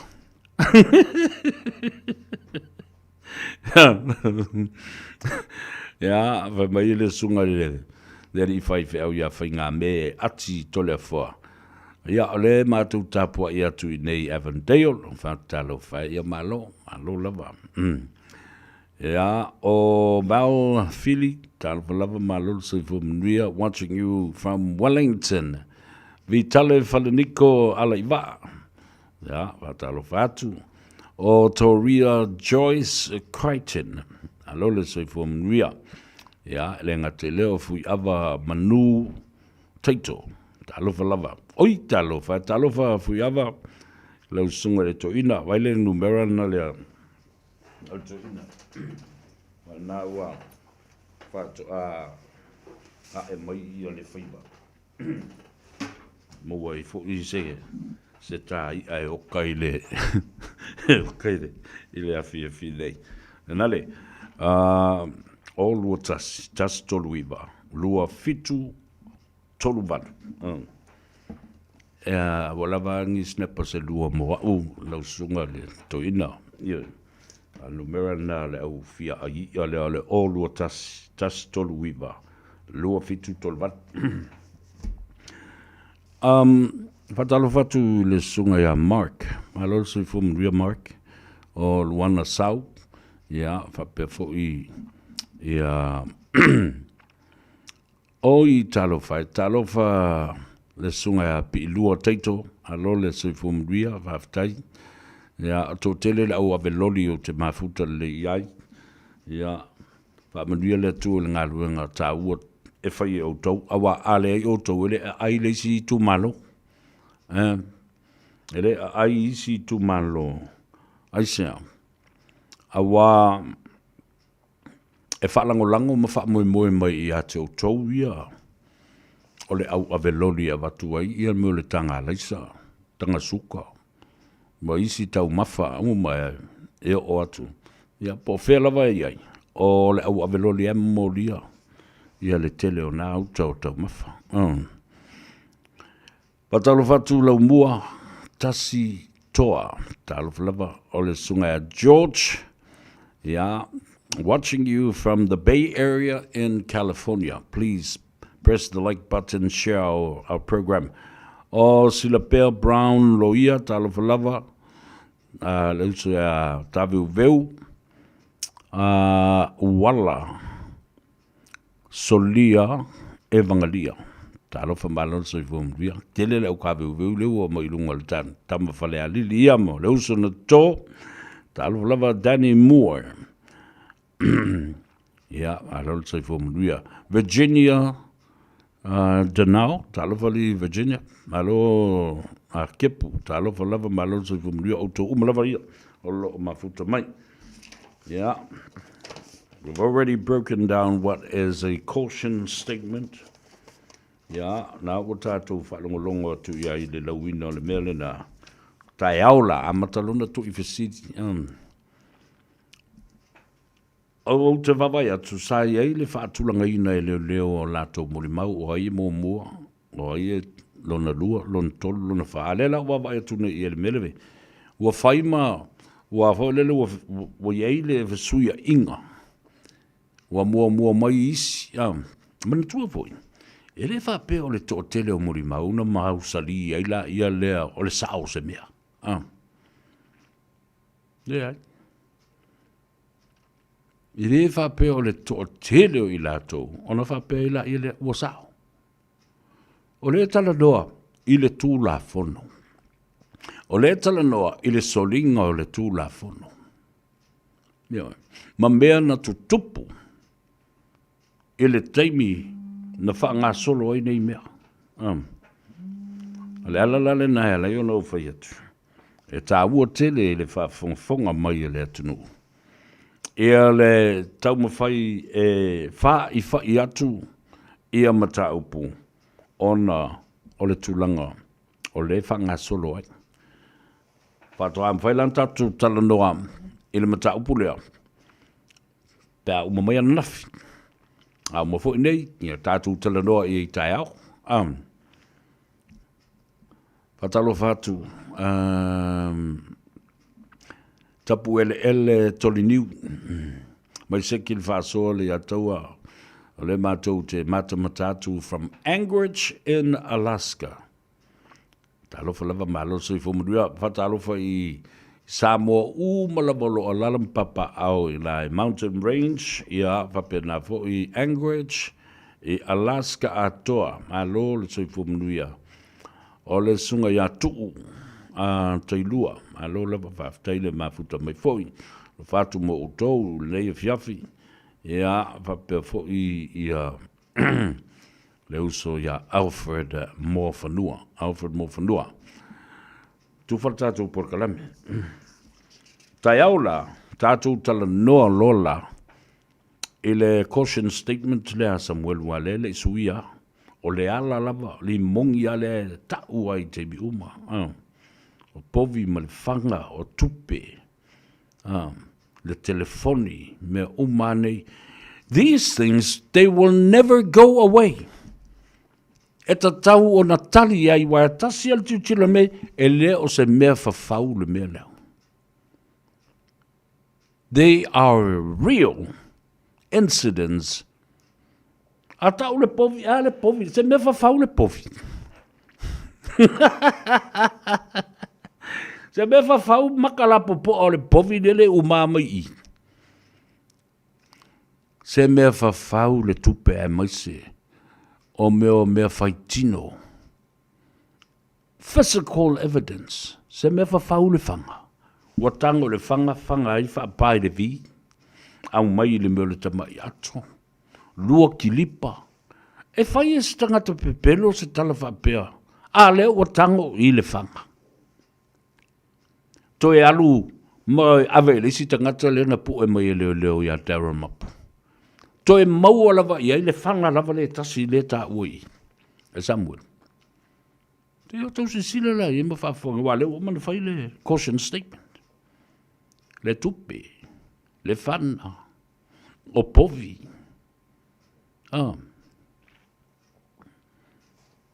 Amazing. Ona o bai leo le tātou tala noa. I le mata upu leo whaali ai nei le whaano noanga te le lava o sui o i tu malo whawai. Ina ua tā ofi e le whainga malo tausi lea o lo o iai nei, teimile nei. Le tasi te si ma le valu miliona ua omona pāsi e tau na whaamatu watu. Ua umafua na pāsi e le palemene. O lea la ua tāo fia nei. Sa ufai atu o le pālota le nei. O le pālota winga ese lea. I le matau tio ni matau puetu la i mai ai. E mafua mai ona o le whata wina o le pālota i le tupe. People are going to show their lives. They don't care if they're going to spend money to buy the vote. E whapeu malmere le utula i mai nei le bao Donald Trump nang kamalelo Elon Musk. Tangata bilionea le hawa ai tau ngā upu le wari ina na po. Mana tua fo I ese le close o tangata nei. Le presidente o Donald Trump, ma le tangata billionaire e ngoia Elon Musk mai Afrika I saute. E ei la le pili o le ana taatia nei. E ngā lua I ai Elon Musk o le executive order wa umona saini mai e Donald Trump. E wa aia e Elon Musk, le Social Security malona whaasoasoa ina mō tangata umo Amerika. Whaatasi ai ma le paketi e le Treasury. Le office o tupe. Wa i le ita mo I se whainga parota a o le māua lunga. O le tofinga le ua tuu iai. Tuu iai ma le ki o le Treasury. Le office sili o lo whaasoasoa I le paketi male ta mau a inga o le atunu. O lo iai umafo I nā wha maumaunga o data of Social Security of the millions and millions of Americans, citizens. Ioi. O le mela ua tupu nei. Ua le pasia e le senate le si vaenga o le pili lea. E le I manao I ai ia Elon Musk e toi whaalave lave le Palestine o Donald Trump I le whaasoso ina o le mea tau o le US aid. The United States Aid Program. Ina ia whaasoa ai le fia se lau piliona mō tangata mātitiva, o lātou Social Security, o lātou tutongi fole taipei o ni pension, whaapena le lātou insurance medical care, whaapena ma tupe sa te tau na whaanganga mō I lātou wa malo lo retire mai le taua, le Army, le Air Force, whaapena foi, ma le Navy. Ioi. Ia le alau whai mai lo Donald Trump. E ke leo si ska I le melea, o le a kipi uma konkalake e whkai 4 pilionga. A le malo Amerika le na watu nei e whai e ngā ruenga le li I lea ma I talafu I Elon Musk. Ia le liu malo ma Elon Musk whai mai. Ia lai wa aila I le mea te whai e ia te oe. Donald Trump wa leva na tauna loka oe. Ana le ai nei la u piliona tā lana whao ngai whaatau ai ia le palota e te le nofo I tutonu o le whalepaepae I Washington. Le vaenga lona lua Donald Trump, whaalongo lei mai, na wai kala ka malo e whai a Donald Trump, il peske. Whaalongo lei mai, o lo ia te au whaila uma, o au malanga, sa e ti e ai le vaalelea le li I milionea lea na pule lona ola I le whalepui pui. Awa o la sa nofo ai whaatalitali le teimia lona whaamsinonga. I le pule le umatulou whaafunga le tunu. I mea mata ngā sa whaia I te ineiti e lalo ane o le sfulu ono tausanga le matua. Lea o lo iai ata, o lo iai le ingo Donald Trump, o lo iai iana malanga. Whaamao ni ai ma le fia le toa tele o te ineiti e lalo ane o le sfulu valu tausanga. I le whalo Epstein, le tena e pati ai mata i atea. Ia uto whaafonga la e. It's an all-out war, my brother. Lea la o nofo nele senate. The Congress are waiting now and the Senate. The two houses are waiting to impeach Donald Trump. Nale wingo le mele na. Molie le tula fono.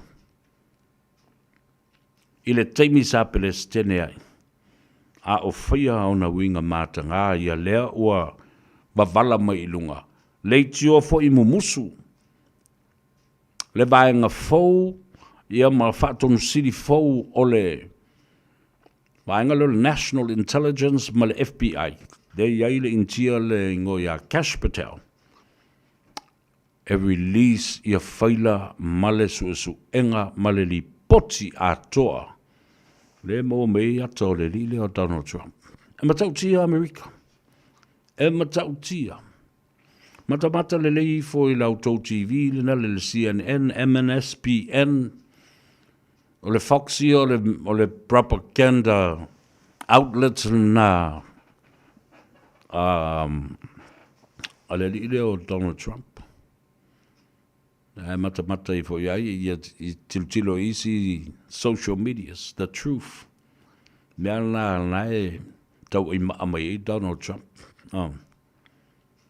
Au Elon Musk na o lo taalo mai I le upenga tawhailangi le na male social media platform e ta o le SpaceX. Le whae ngoi luna tali I o X.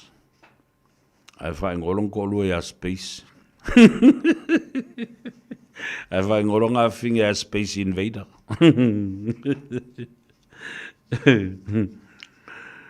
Le so, nea na matai o na se le Court of Appeal po o le whaamsinonga o tālusanga toi loilo. Ia. Sfulu mata upo lo te le mata upo lea. Mara Corretti Sala, tālawhalawa, tulumafono, Ella Matai Rosa o ia Ruta. Okay. Ia le na. Sa ingi sau kokola. Ia nā o umona o tō whaafonga ia I le whaasisilanga a le HRPP ia male nā tō fo ia anavatau le nā o whaingo I nā le drinking Coca-Cola. O le a matua I Coca-Cola atoa ia le atunu. La whatau ngofie ia le whanguingulu ngā le Coca-Cola.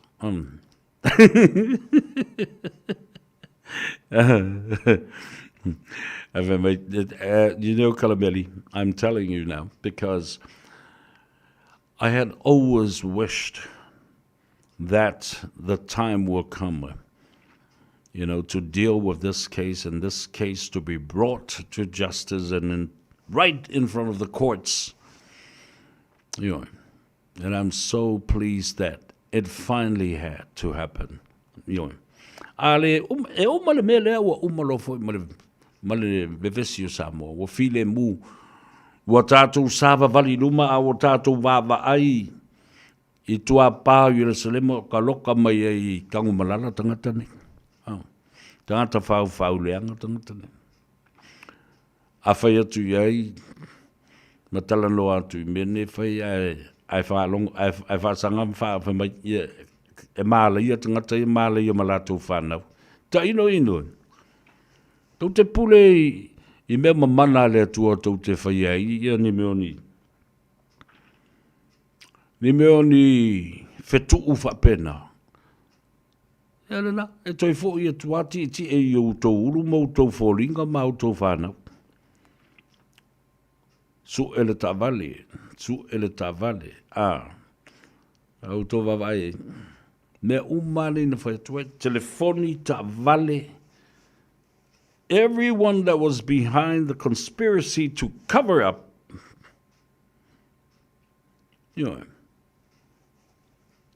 ole a matuala langa uma ilunga. Le aise pu maa e toi moe aise avi. E whanga uma le whanga lau surui mo mai uma I whafo meo a whako. E la langa uma ilunga maa, ai se I o mai whafo. Ia meo lo akai ai kangaka. Matautia. E matautia lava. Ia na mata la ia leo tangata. Papea tangata. Sole, ola wali ia ie o maia I luma mwhai mai. E se lea, e fau ia pai, o aina fau lam. Tangata lava ia lea ua toe. Ia I le au. Tātou rofo mfatantari. Tātou mata ma pati. Sa wale taimi o le atua. Ia mamau atu ai. Male a. Male fau fiufi. Vai foi. Nila ua toi 2 minute tali tu lai ono.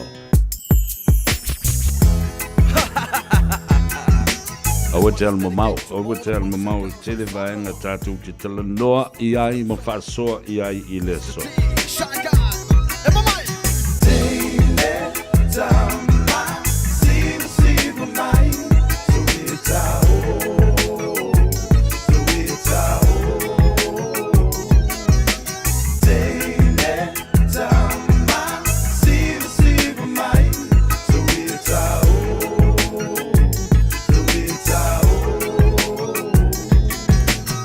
Tafaonga ole nei o langa I whai no wo a tine umamatama Leilo an fuanga I mea lelei mani mea leanga Mana tua le tasina ngana E uma o tine o fo I o tama Faiva ale leilo o langa Bafa a eva solo I le taulanga Tine tama siva mai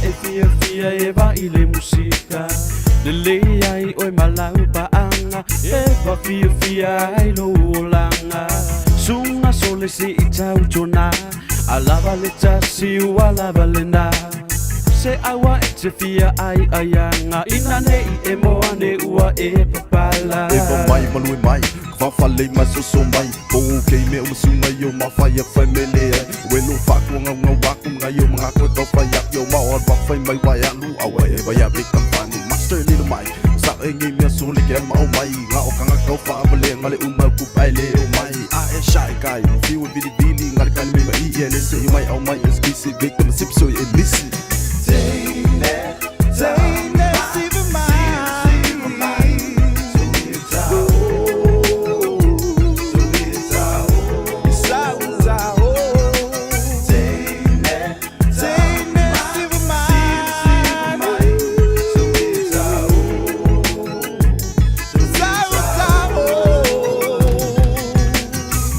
To the beat and let your thoughts run through.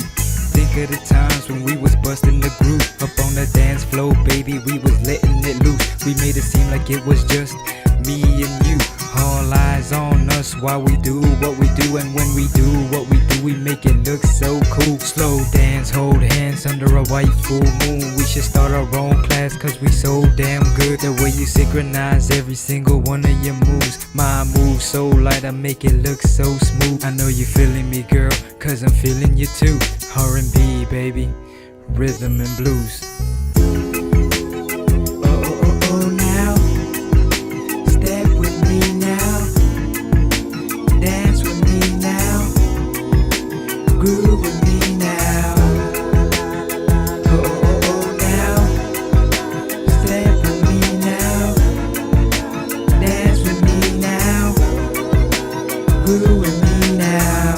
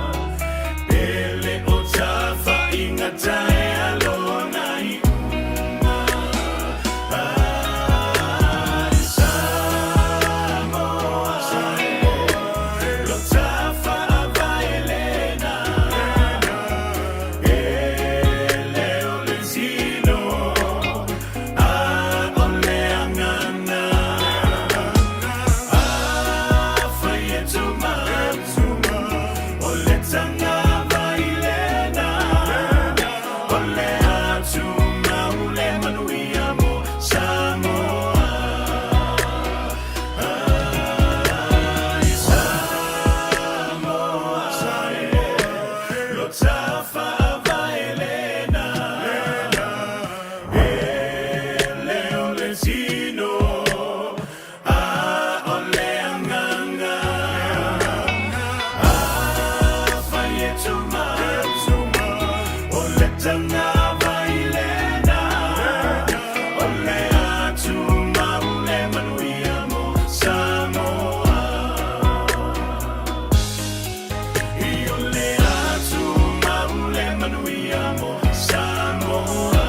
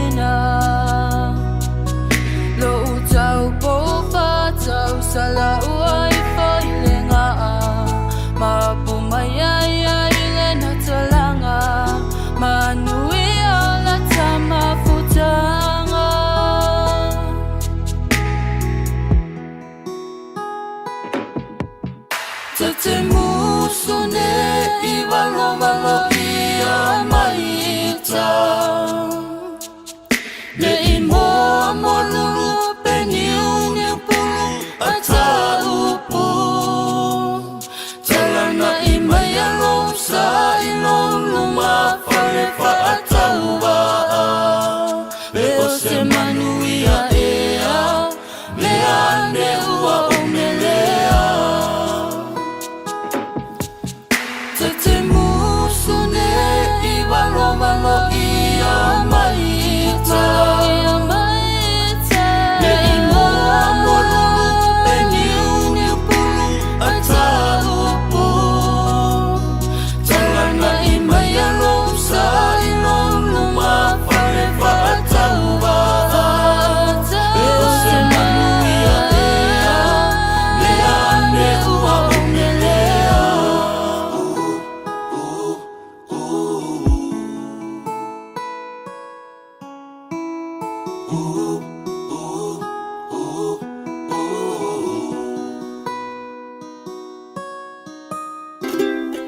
Talofa Samoa.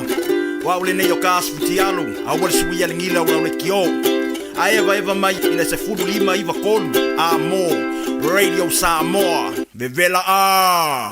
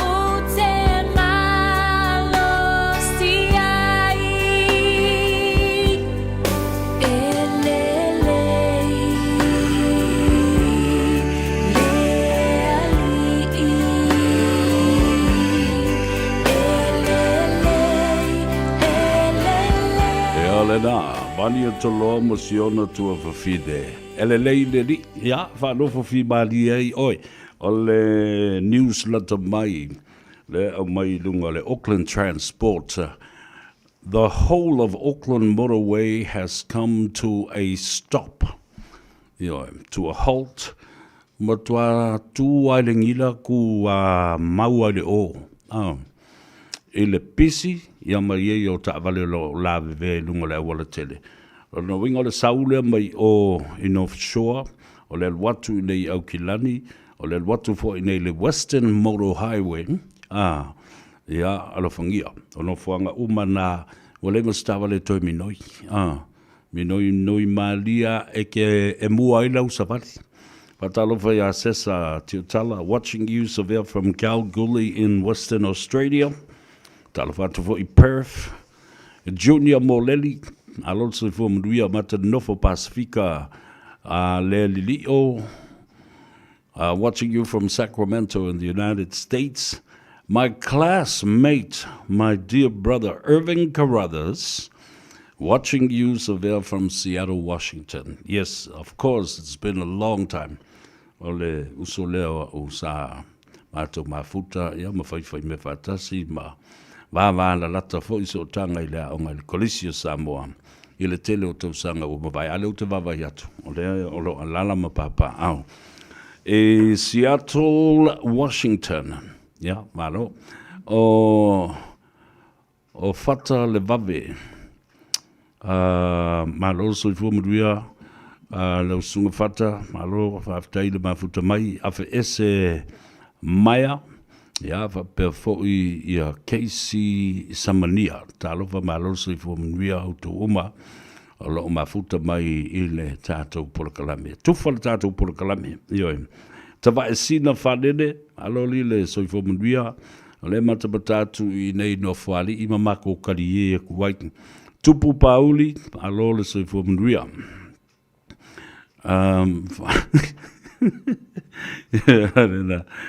O le sunga a poasa o sofua, alo le on sai whaftai fo i le mafuta mai le o nanga le tautua.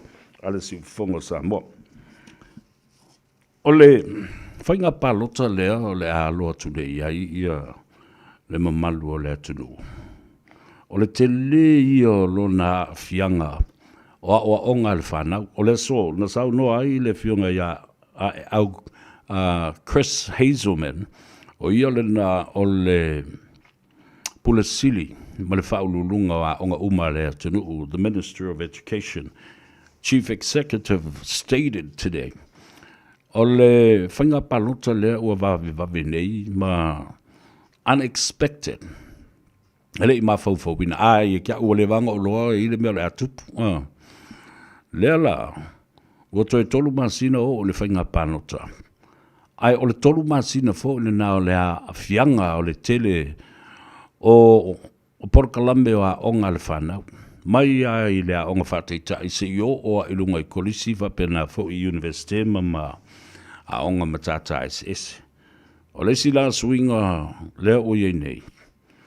Ia o le ale e whaia ni ka alonga ho lea a wheleti e masania i tausanga uma i tauwanga onga ma kolisi mawalunga.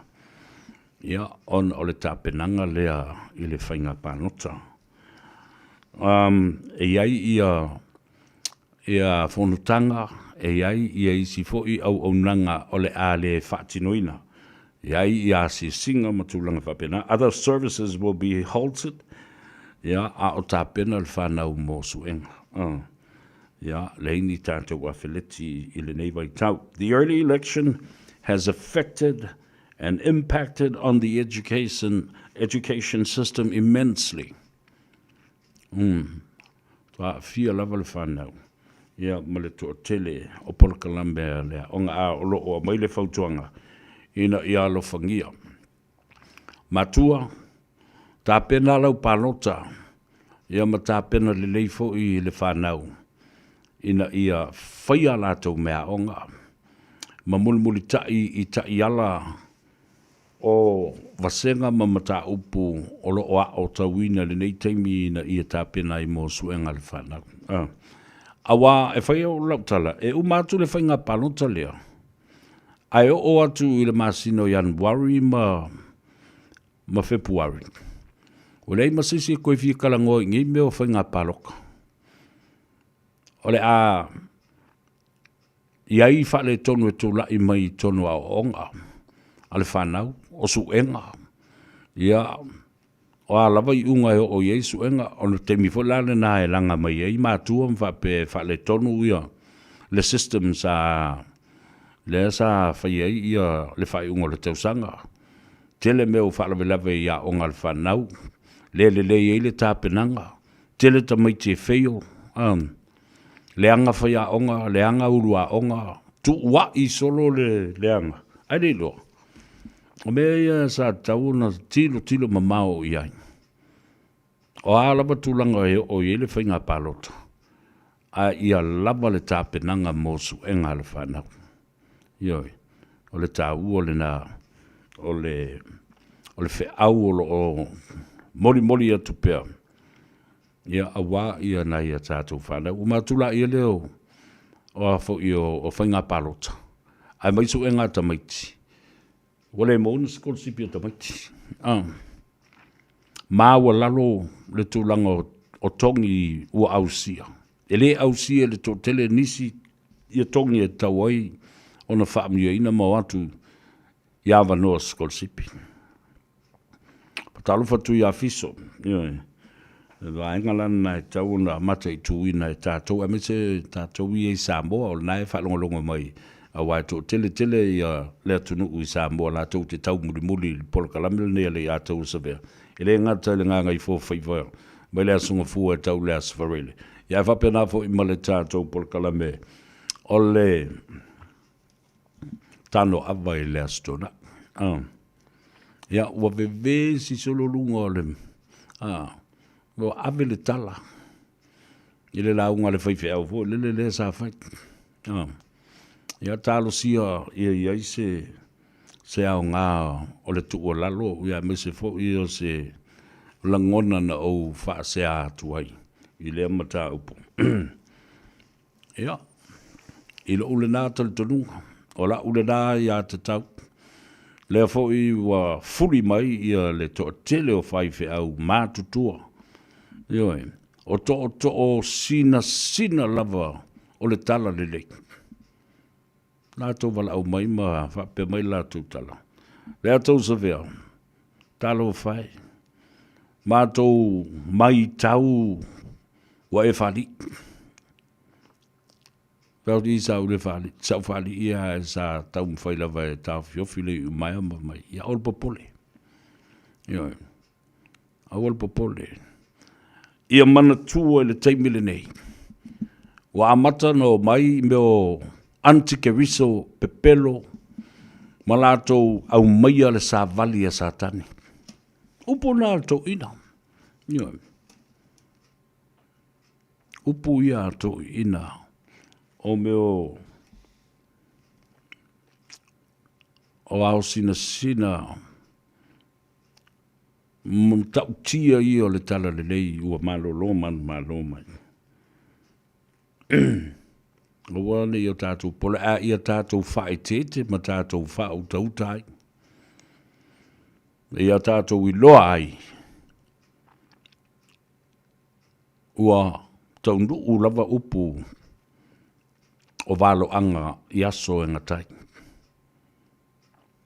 Ua o mai antikeriso pepelo e mo mori mai le whiau ma le sāwali e sātani.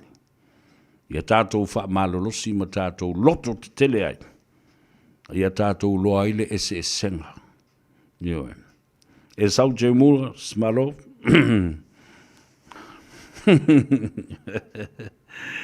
E awa pe foi ali nuu talo falava malo le so fu mdu va ftai le mafuta mai au langa male tautu ele so nisi nei o sui ua momoli i vaenga fa fai ai tatu o momo se tamu mo tatu telefo i vai fanua le ngana pertani o me le tupu i nei New Zealand langa le tatu te no fo i New Zealand a tau talano i me tupu i Samoa ai o le ka ke ngofongi sile ka nga ko malmala mai I mea umalama o loo tutupu fo I le ia tenu wa avea mo tātou a inga lona lua se mail fa fonga o se toi wa inga le nei I tātou telefou I le ngana peritania I mea lo tupu le lau whanua o New Zealand nei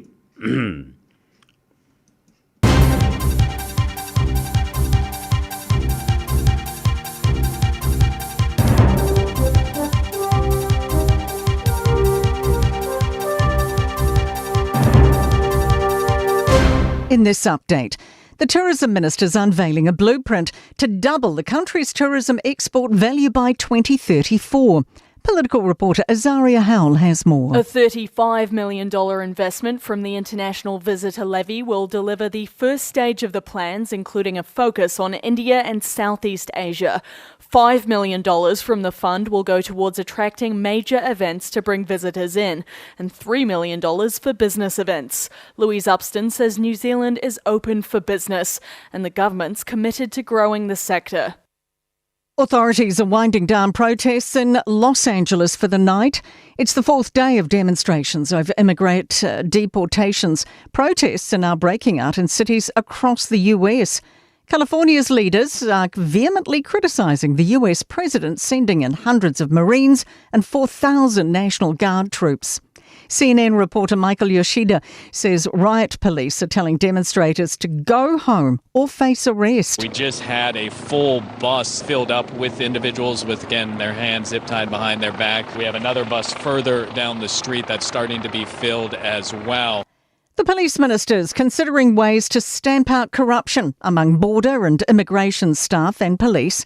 A ministerial advisory group briefing on organised crime is warning corruption's becoming more common and may get worse unless urgent action is taken.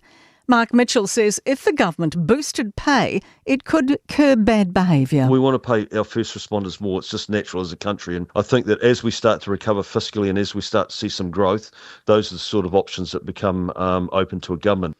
And Customs say they're confident their systems can identify and mitigate such behaviour. That's news. In sport, former Rugby Australia boss Hamish McLennan has floated the prospect of one of rugby's highest profile administrators taking on the New Zealand Rugby CEO job. McLennan was the longest serving of the 3 Rugby Australian bosses that outgoing NZR boss Mark Robinson dealt with. McLennan wonders whether the boss of the Players Association would be keen. It'll be interesting to see if Rob Nicholl throws his hat in the ring. You know, I always felt that he was a very decent guy and a good guy to deal with, but look, I don't know. Striker Max Mata has left Auckland FC at the conclusion of his loan from England's Shrewsbury Town. And the Florida Panthers lead Stanley Cup Ice Hockey's finals 2-1 after a 6-1 Game 3 trouncing of the Edmonton Oilers.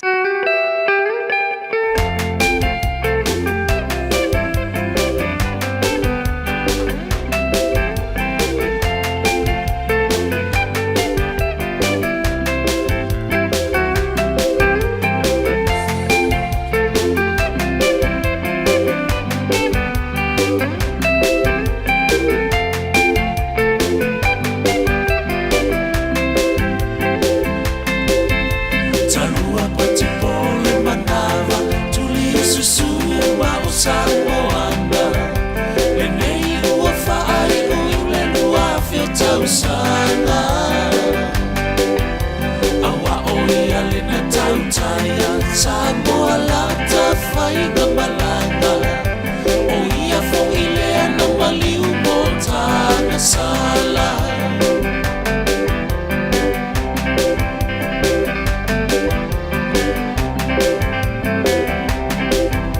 Momoe mamanua elefati ai sau satani e ati ai ina ia tale aulia ole o tasi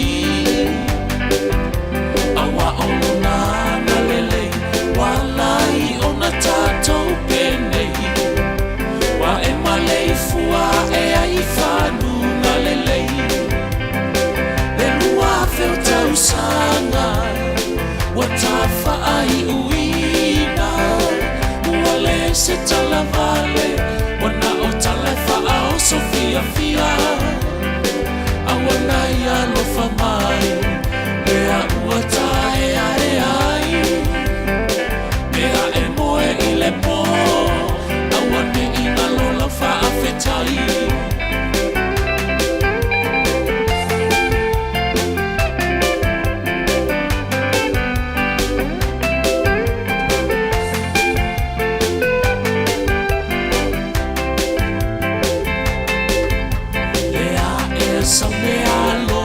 Samoa e te o fotu moia awa oina ilu ilu talu talu ta te aulia e whaidunga o le luafe Samoa o le atala asia whaatumui folau I puta whaamanuia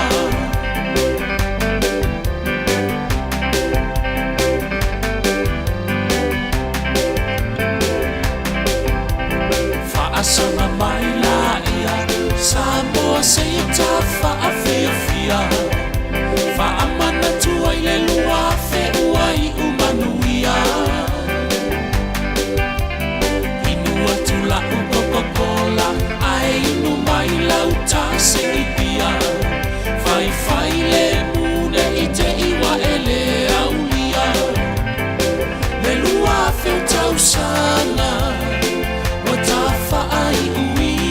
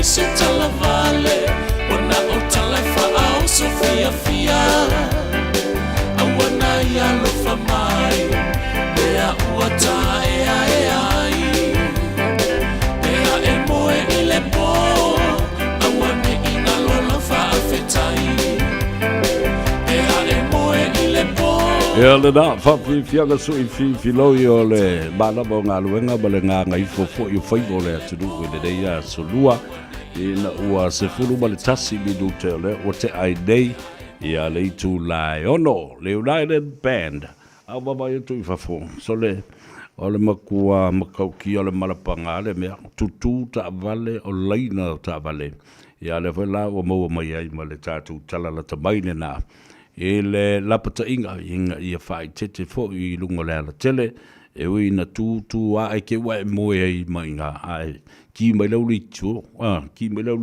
e te whalongolongo mai e tāteo e momori o e ia mamaua i lau ata mālai mau mata e le wawai atu i tātou tala ai vai whanua o tala fau i vai whanua i New Zealand nei tolus fulma le 5 miliona ta la o tu i nā atu ele malo ele matanga luenga o tangata ta fau i New Zealand nei.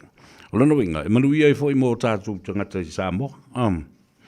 To apor kalame whaia o le wha lawi loa a New Zealand. Ia o te lo fo i eise vaenga i tā ua i mo tangata ta fau mai o le Pasifika.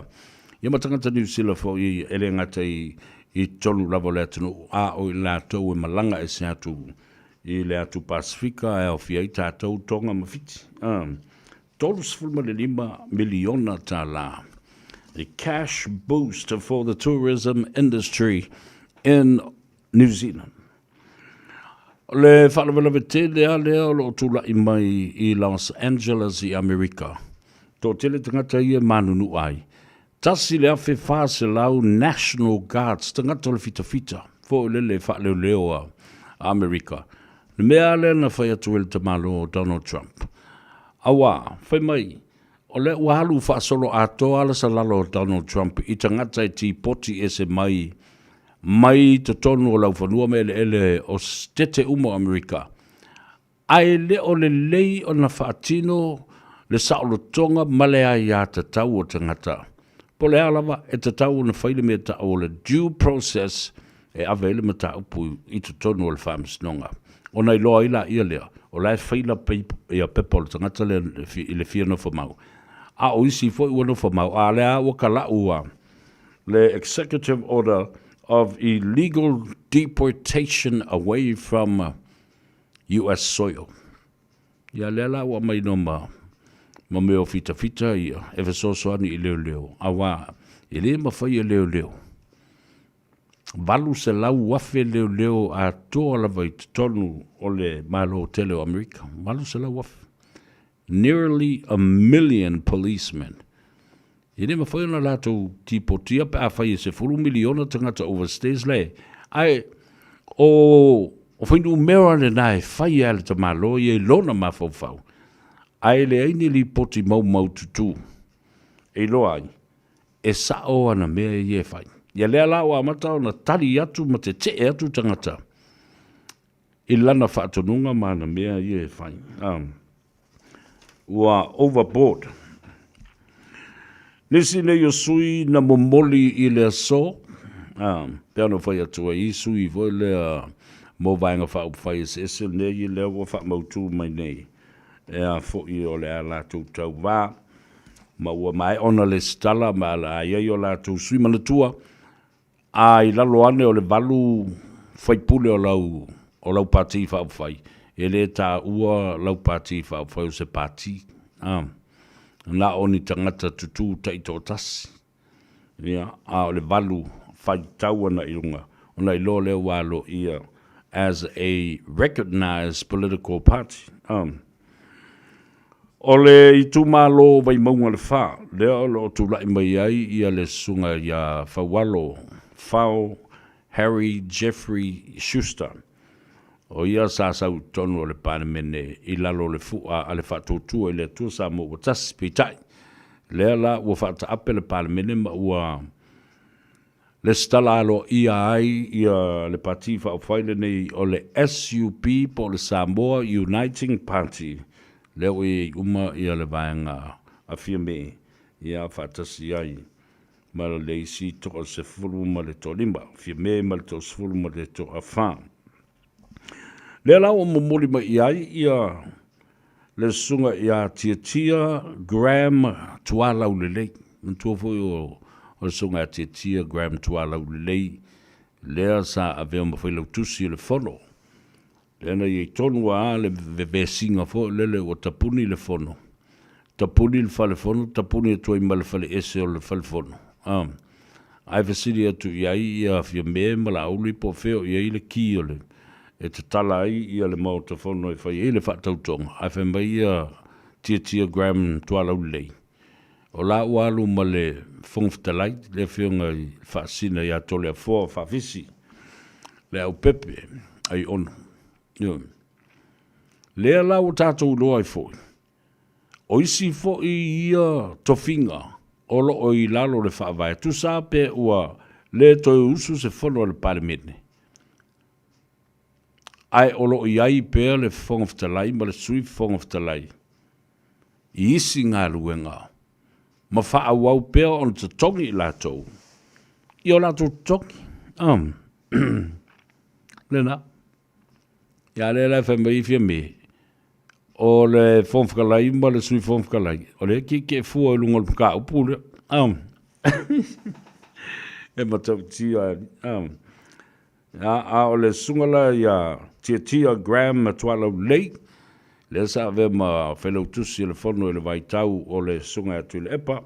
Ma le hero pipi o ia le nā o le o momori mai o le sui o le cha pipi e tamo e mo vai maunga wha. O le pitonu o Salenga Tasi. Salenga Tasi lea sa i lalo le whaamalu ma le fua a le whatutu e le atua sa mo o Tasi. Lea fo i wato e momori atu e leisi sui, le uso moni fo i a te au. Le awhionga i aturu mawhono David Hunter. Stasi fo i o le mātou vaenga o wō mawhana, ma uso mawhana e le kolisi o Samoa e le tele o tausanga watona i atu. O le o momori mai le fast, whatutu e le atua Samoa o Tasi, o Stasi fo i sa avea, ma whaulurunga o le matanga luenga. O le ofisa o whaatoanga ma whainga Faiva. Le whionga ia telefono David Hunter mo le tumalo o Salenga Tasi i lalo o le whaamalu, o le fast. O ila i Salenga Tasi, lea sa tūlai mai e le sunga e whpulea i whaimata sua. Lea lo mo lia nei. Ia o ia o le whaipule le nā mai le tumalo lea. Le la ua wa se e nei ia whpulea i whai mata sua. Wanga i atu i sale le longa. To tolu sui nā o lo ta mo e mai i sale le longa. O le sui sa sau i lalo le fast. Mata mua. Pulufana. Ia whapena fui i le sunga i a sua. Ia. Sua whai mata, lewa whai mai le pou mai o i Salenga Tasi. Ai sau ia o te reido awa i le utalu tununga. Tau ana i ai se tangata e tō Tasi. Awa lava ni tō tō lua tō tolu tō wha. That same mistake that was made by HRPP in 2016.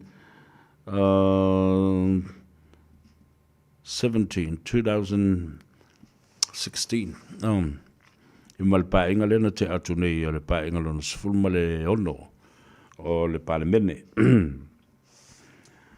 Ona o mai le i palauli le lua, ya o le o momoli mai ai le sunga ya ayolu potea Tony ayolu potea o le pati o le fatutu e le tu sa mo utas.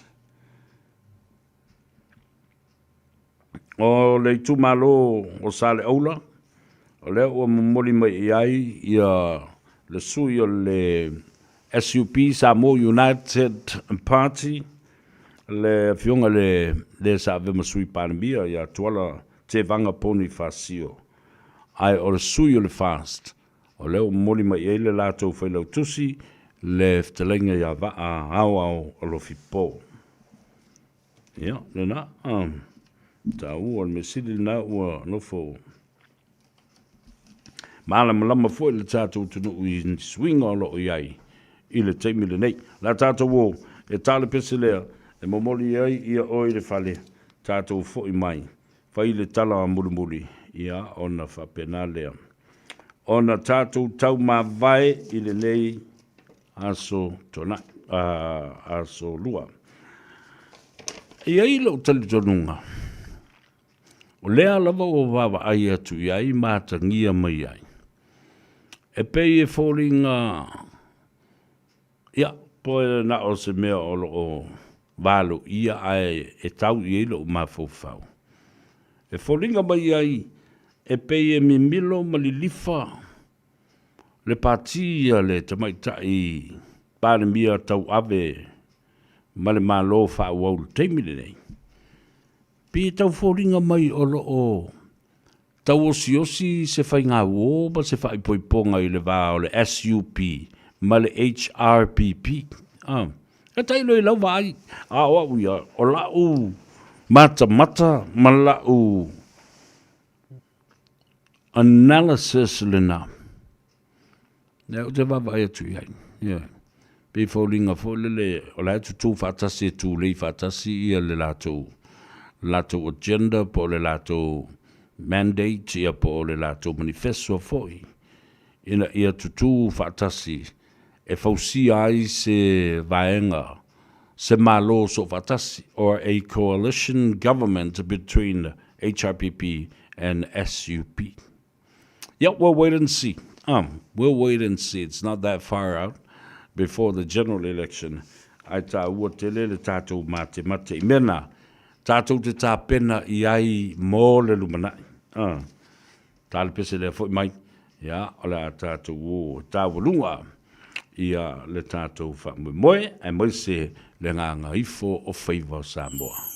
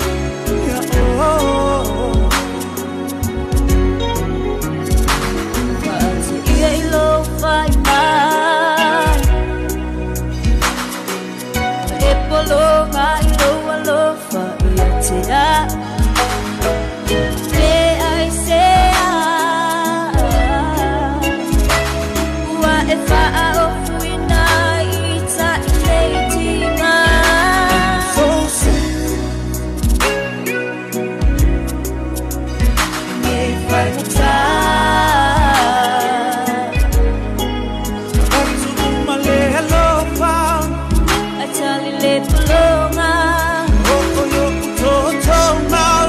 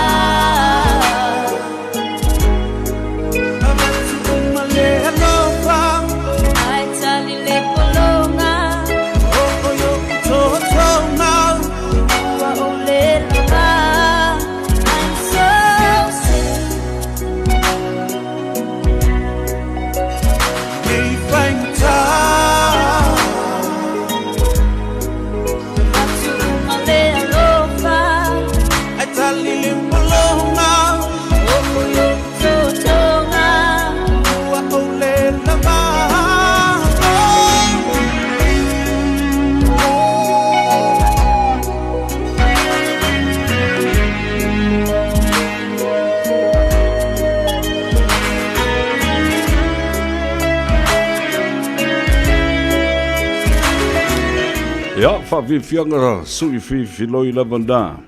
E tai tō luina oe lunga le awala tele ona o le whaisi pisi ia ma le poloka o le awala. E whaala i o mata ia ma e ata. Ia ma e whaalongolong mai ia le ata o sa vea. Tā te oa ia e mamuli o le tō whale. Tā ua tele whaamsinonga lo wha solo nei. Mai e foi malo tali tanunga. E le whātau sanga o tuanai. This case of the century has been denied and also has taken so long. Le umio na whātos toso. And just as delayed is just as denied as well. O le umila ona whaatoso o le nei. Ona o le tō teleo i lātou te malamalama. O lo taltanunga le nā. Tō tele i lātou te malamalama le lei. E le mata upu le nei o le maliu o tu au. Ai tō tele i lātou whaafiti a lātou mori mau. Mau fiufi whaamanunga se malamanatu. O le ufi malu e le mawhai o na toe alia e ifo i lunga ma mapuna e lunga i se taimi. Ai i le taimi o le atua. E whaalia i pea mea nei. A wai le moi e le ngase e mana tua pea e le ngalo. Ma o le tātou tala noa pea e le mataupu lea. O le tāua le nā o le sao le au whaasalalau. O iei fo i maisi whaasalalau. Wa lātou tutu e pui tangata nei. O lo lau manu ia. Maalia e pea o lātou ingoa ma o lātou ingoa. I teimi uma ma teimi uma. I la ula tali tununga. I le whai o le ambi o tonu ma le tō tele o tangata ia e whaasolo mai e mori mau. Fitu se fulu monu tupu. Whaatasi i maisi tangata lea e lau manu ia solo o lātou ingoa. I le mata upu le nei. A o lea lava e la lafi. Pea no whai atu. You can run, but you will never be able to hide from God's righteous and justice. O mea tā wane I tolu te whamanatu I atu. The attributes of God, o winga moni o le atua, is love, his unconditional love and forgiveness. O le si tā ua le, o winga o le atua. His justice, his righteousness, and his timing is perfect. Ma le vaenga lona tolu o attributes o le atua ma winga o le atua. Patino I le atua. Atu le swafa ma malu o le atua. His wrath. Nale winga o le na upu. O lona tosa. And those three attributes of God are inseparable. I le mawhai na tāwa vai e se ina e stangata. E o whatasi a mea na o winga ma tū maanga le atua. E o whatasi mea na e tolu e le taimi e tasi. E le mwhai na e tango tāwa vai e se le lofo le atua. Ma le whaamsinonga le atua. Ma le toa sao le atua. Ma le taimi o le atua.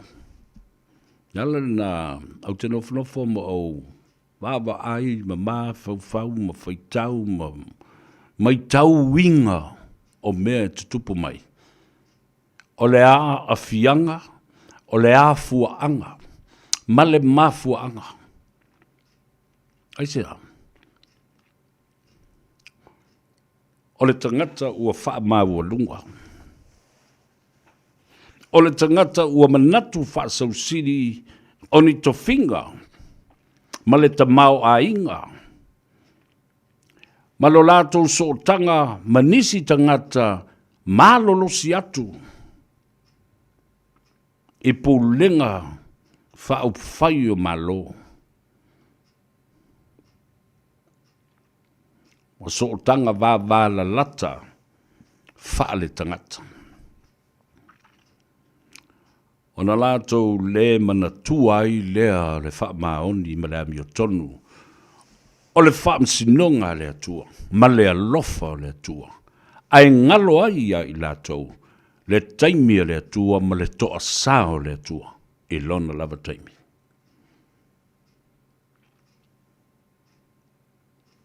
Tātou mata ma mai moa, ia i lātou. O le apa ia i le toa sao le atua.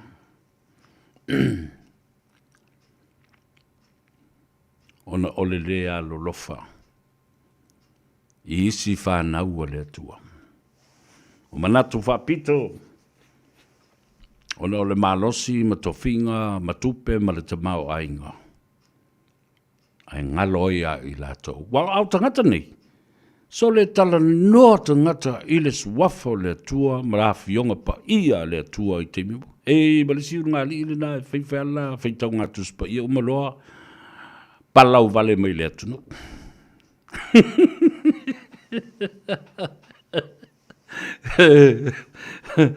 Nga o mawhi kau o le fiong pa ia le kua, palau vale mai lo le kua. Ia. Ei mafu anga o mea uma. Mai au ngā fo i mea tutupu e awa o inai i tātou. There are many lessons to be learned from this experience and the death of Tuau, and I pray that will bring closure not only to the family, the people of Samoa, its leaders, and for Tuau's spirit to rest in peace. Leilani Fatu Burgess, Malole, Soifumriva, Taylor Mav, Tamai, Taz, Tiva, Falongolongo atu mai nei Canberra i Australia. Molly Va'a and Daisy Apsala from Melbourne, Australia. Talo falava. Tufal tatu polkalami fa mumboyo mbio olua. Fika Fitness. Lino. Malolo so ifu mnuia. Le manua. Talo falava fa aftai ngalwenga lelo fayolo. Mawal so ifu malolo ina male malosi o tatu. Tangata. Fui avalili. Peseta esekia tauvao. Talo falava malole so ifu mnuia. Tamai tai o se poima pesaleli. Ia malole so ifu mnuia. Tala lei suni ula. Hello, so ifu mnuia. Sione lelei si wow. Watching you Seville from Melbourne. Polonga. Leupena unasa. O le sungai atoa Brown. Hello le so ifu mnuia. O le tamai tai o Marie Tusi. Le sa tu nei le. E le whamsinonga, tai au, tātou wō, e matuatala noa, e upu mawhisiri, e a mamawhau whaunga whau i o Marie, wā leo na suila na moripa. Matautia. O le mea la lea i le sitting arrangements e lena whai anei. Tusa, e u maile pātu o Marie i tangata ia, e le ilo atu le. Ele ma fai ona pula sa o mai mari I mele I Samuelu ma si vai ma I lātou. O lai popole vole va pe fai lole. Lea la oi loe anti le mea ka mai kai le fai malong kōlua. Ke waku lunga ia se vai, ia si vai le fuki le ulu o mari ma I to tono o whapsan. O wa mea na o pui nga na lea le fai sitting arrangements here. Ia wana I whaasanga sa o mai mari ia si vai mo. Alai aka kalkamore aka o Samuel. Wea vai le ura. Talo whatu Smoking Joe watching you from Australia. Naro Toa Brown. Ia wapena fo I Marie Wong King. Talo for Marie. Toria Joyce Creighton, ia, talofa lava. Alei se anga tolo ai ngawa, talofa sister. I believe you're watching from Los Angeles, California. Posao, ia, Aotearoa America. Whaiumu tufunga fiu, talofa lava malolo se soifumu luia. Stacy te o ngai Palolo, malolo soifua feao. Ia, whaaftaifua I le sunga le tamaitai o Sala Hunt, Lucila, wapefua I Loretta Roberts tui le tufunga o La Sela. Ia mauto umai alo mai mo mai Sydney, Australia.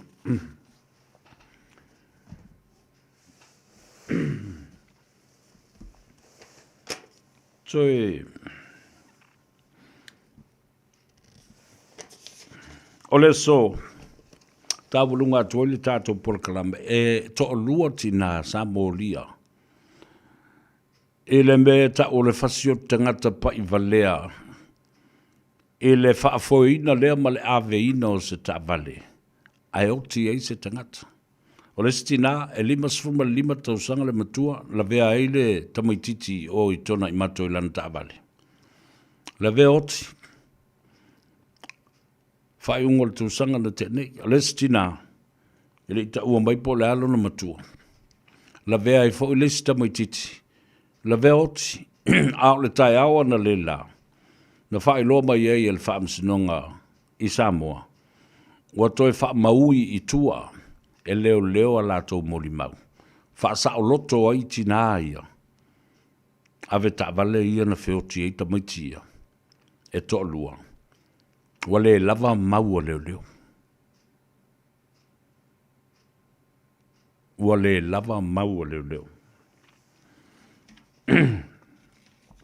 Yo tau se sila la ele hits and run le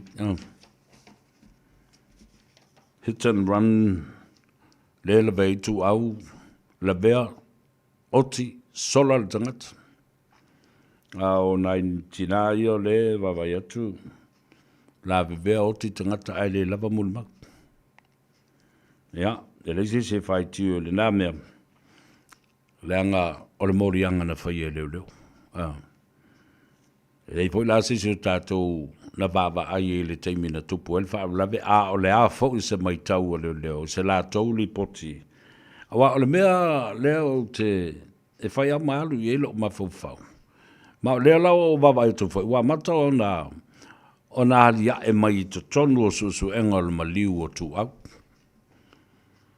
o le mea mua o le fa lave tau ta vale na ma liu ai i tu au na avela ia le o su ele unite o tabalefi leanga o le tabale na maliu ai le tangata na faila ia le tangata o le su enga le o le tabale po le tu le o le traffic unit sa tatau ai ona toe au maiseli poti e tusa male tu ai ngā tabale o le ale tu ai ngā tabale pe fia pa o le tavale o le ale make male model le tavale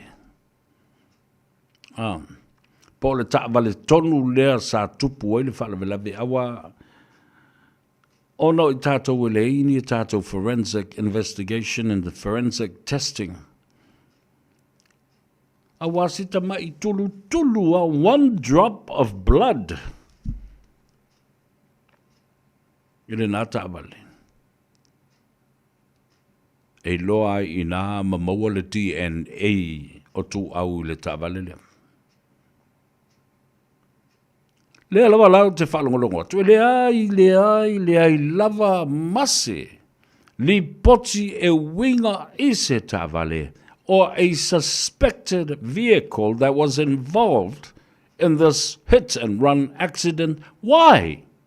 I say, ale mea o le su e whaatapito ai le ta vale na la vea I le tama.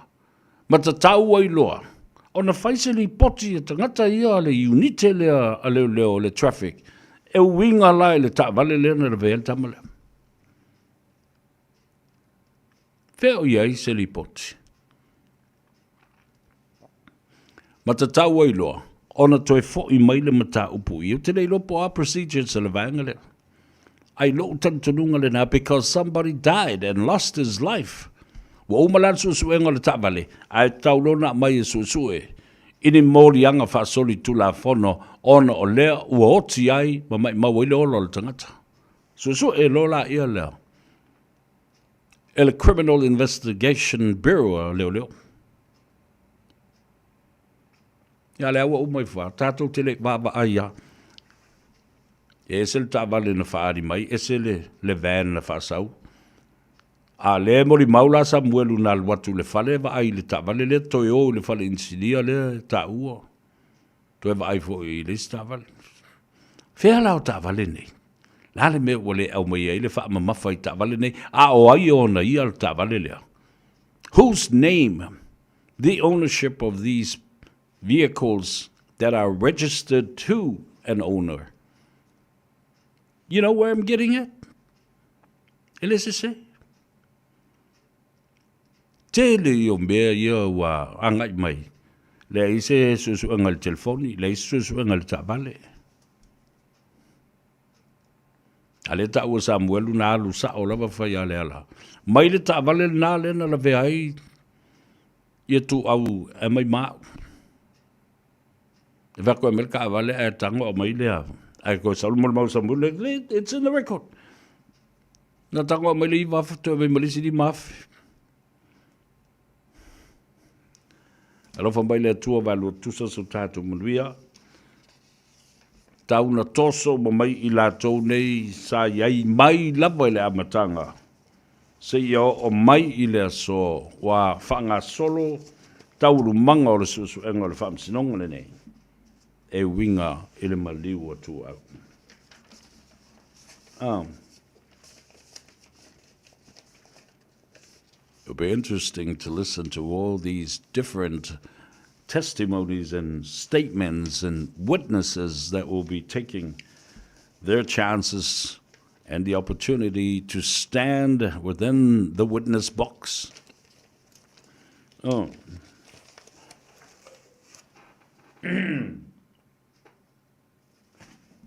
that, yeah. I'm going to le tua nei fiafi. Ja, pe a tātou tau mā vai. Saonga le mūwho I o tau lo lunga le ala. Ja, ina ua manawa mga Gagaifo Faiva o le nei asolua. O tau o lo tāpenatu mō le sifipo. Ja, o le tatalo fo I le nā. Ina ianga le leile tua mamalutia lo tau soifua. I ngā luenga le a whawhenga I le nei pō. Maruia tele I tali ngā sua. O si ngā taulanga mawhai ngā tatalo I le whiwhinei. Ia mawhainga malolonga. Ia afu. Ia afu o le atua. Ma tō whawhama le atua. Ala whai ma le atua. Ma fōlinga I le atua I le tai au o mua mua. Ai vi ia ai le anga le lei. Ma le alofa le atua. Ia. Ma maoni lang ia mani peau. Ngā solo vale. Wale soifua matua ma le soifua tautua o nai he tātou tamamtina matua. O fo I le tō whapa ia. Ia tau tau leo whenga ruanga te tofia le atua I whata whaitau langa fia. Le whanau ia o onga, ia manuia o tau. Manuia tele, le nei pō, ma le nei a fiafi o le uso ia sau. Seu si u whanua, o le ave pasi le naha, o le pasi moe. Mo le mamalu o le atunu. Samoa I tawhai fio le lalolangi, lungo le tātou api o fōringa, tufa le tātou polkalame. Ia malama lama Samoa I tawhai fia. Ma ia nofo fi mali e ai, ma toa mali e le lātou tō whāma le whautanga. Mai loa, ua whaatino, ma whaau taulu manga o le whaamistonga. I le nei mata opu o toititi, le ise pili ma se mo o ele tata I o lātou siusi.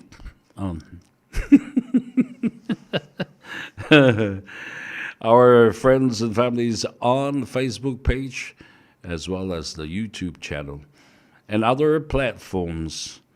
Alofa tele mo o tau, ia whapena fo I o le malutia lo tau soifua o tau o autus tusi o nei porkalame. A kusi ale alu lunga ia fa kolo kusi fali mo le ngo a fa mai. Sali, tau ka male kusi merkaingo.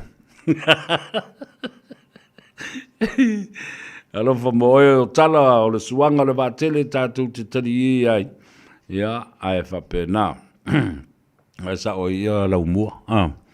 O le kele a moni maule a kiri kele fo nga pepelo mo le seka inga o beng la vai.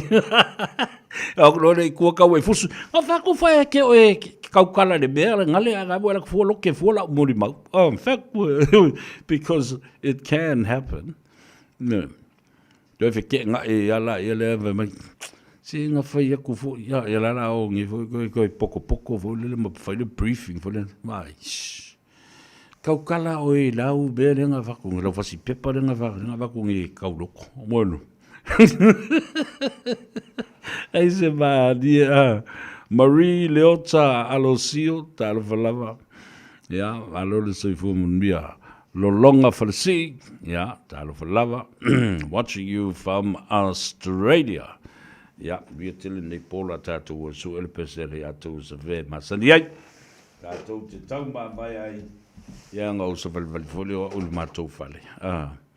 Ai e ngofu file mu o ia. Ia mātou fale tātou por kalame. Anga le mai le atua, le nofo tō tasi, lofa tuai mo oe i le nei a fiafi. Le a taua sa vea, le ulua ili i pesta ta malelangi. Soifua ma ia manuia.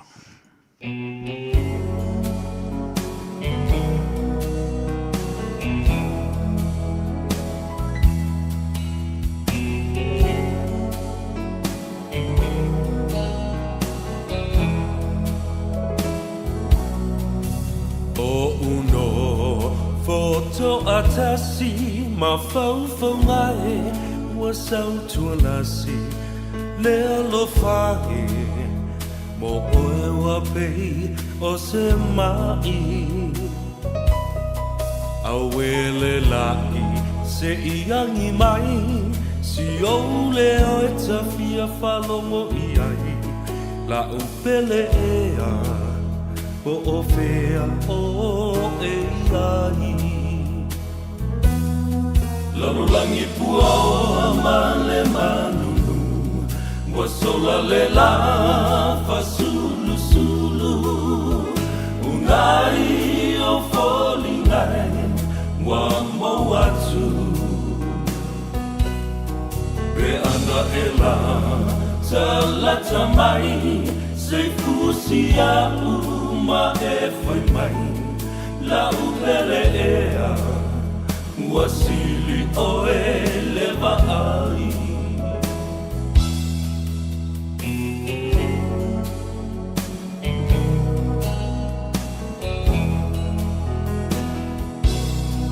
E moni ai o Solomona o vai e telele tineia le lofa e sole sami ma le au e fe tafeai Le timu ngai se ito mai Wa o ngala lai le fia inu mai Fai mai e so tana Po o a upele ai Lalo langi pua o amale manu Wa sola le la fa sulu sulu Unai o folingai Wa mo atu Be ana e la Talata mai Se fusia uma e foi mai La upele ea Wasili o eleva ai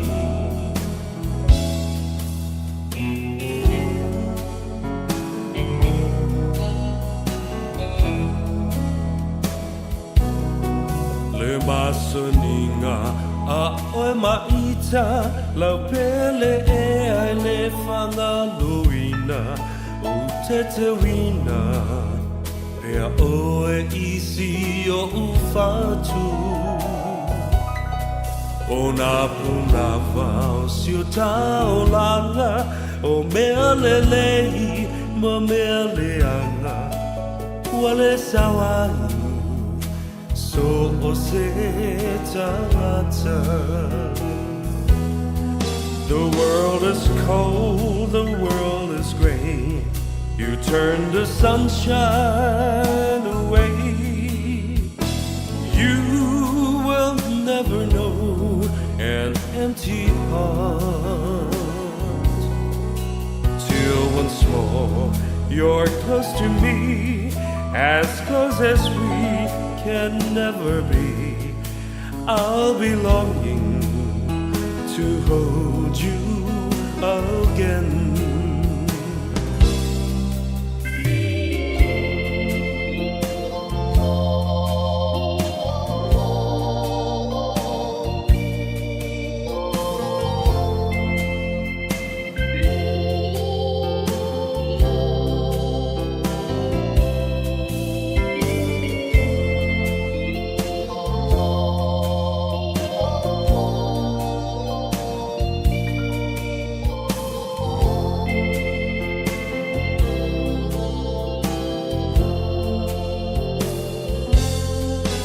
Langi pua male malulu wasola lela fasulu sulu unai o foli ngai wa mawatsu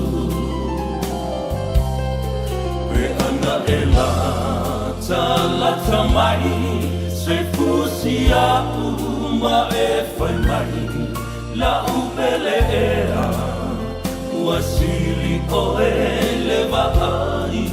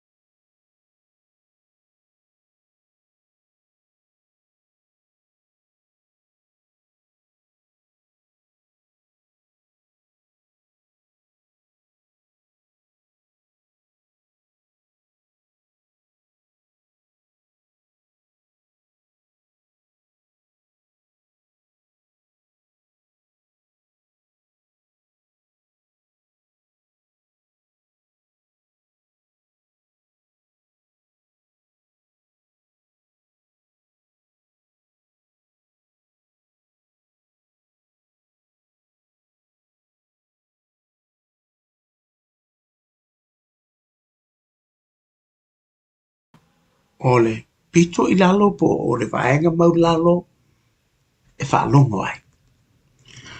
O le ustai o Yesu na o wina i o ustai. Ai sea, o Yesu e iai le poto uma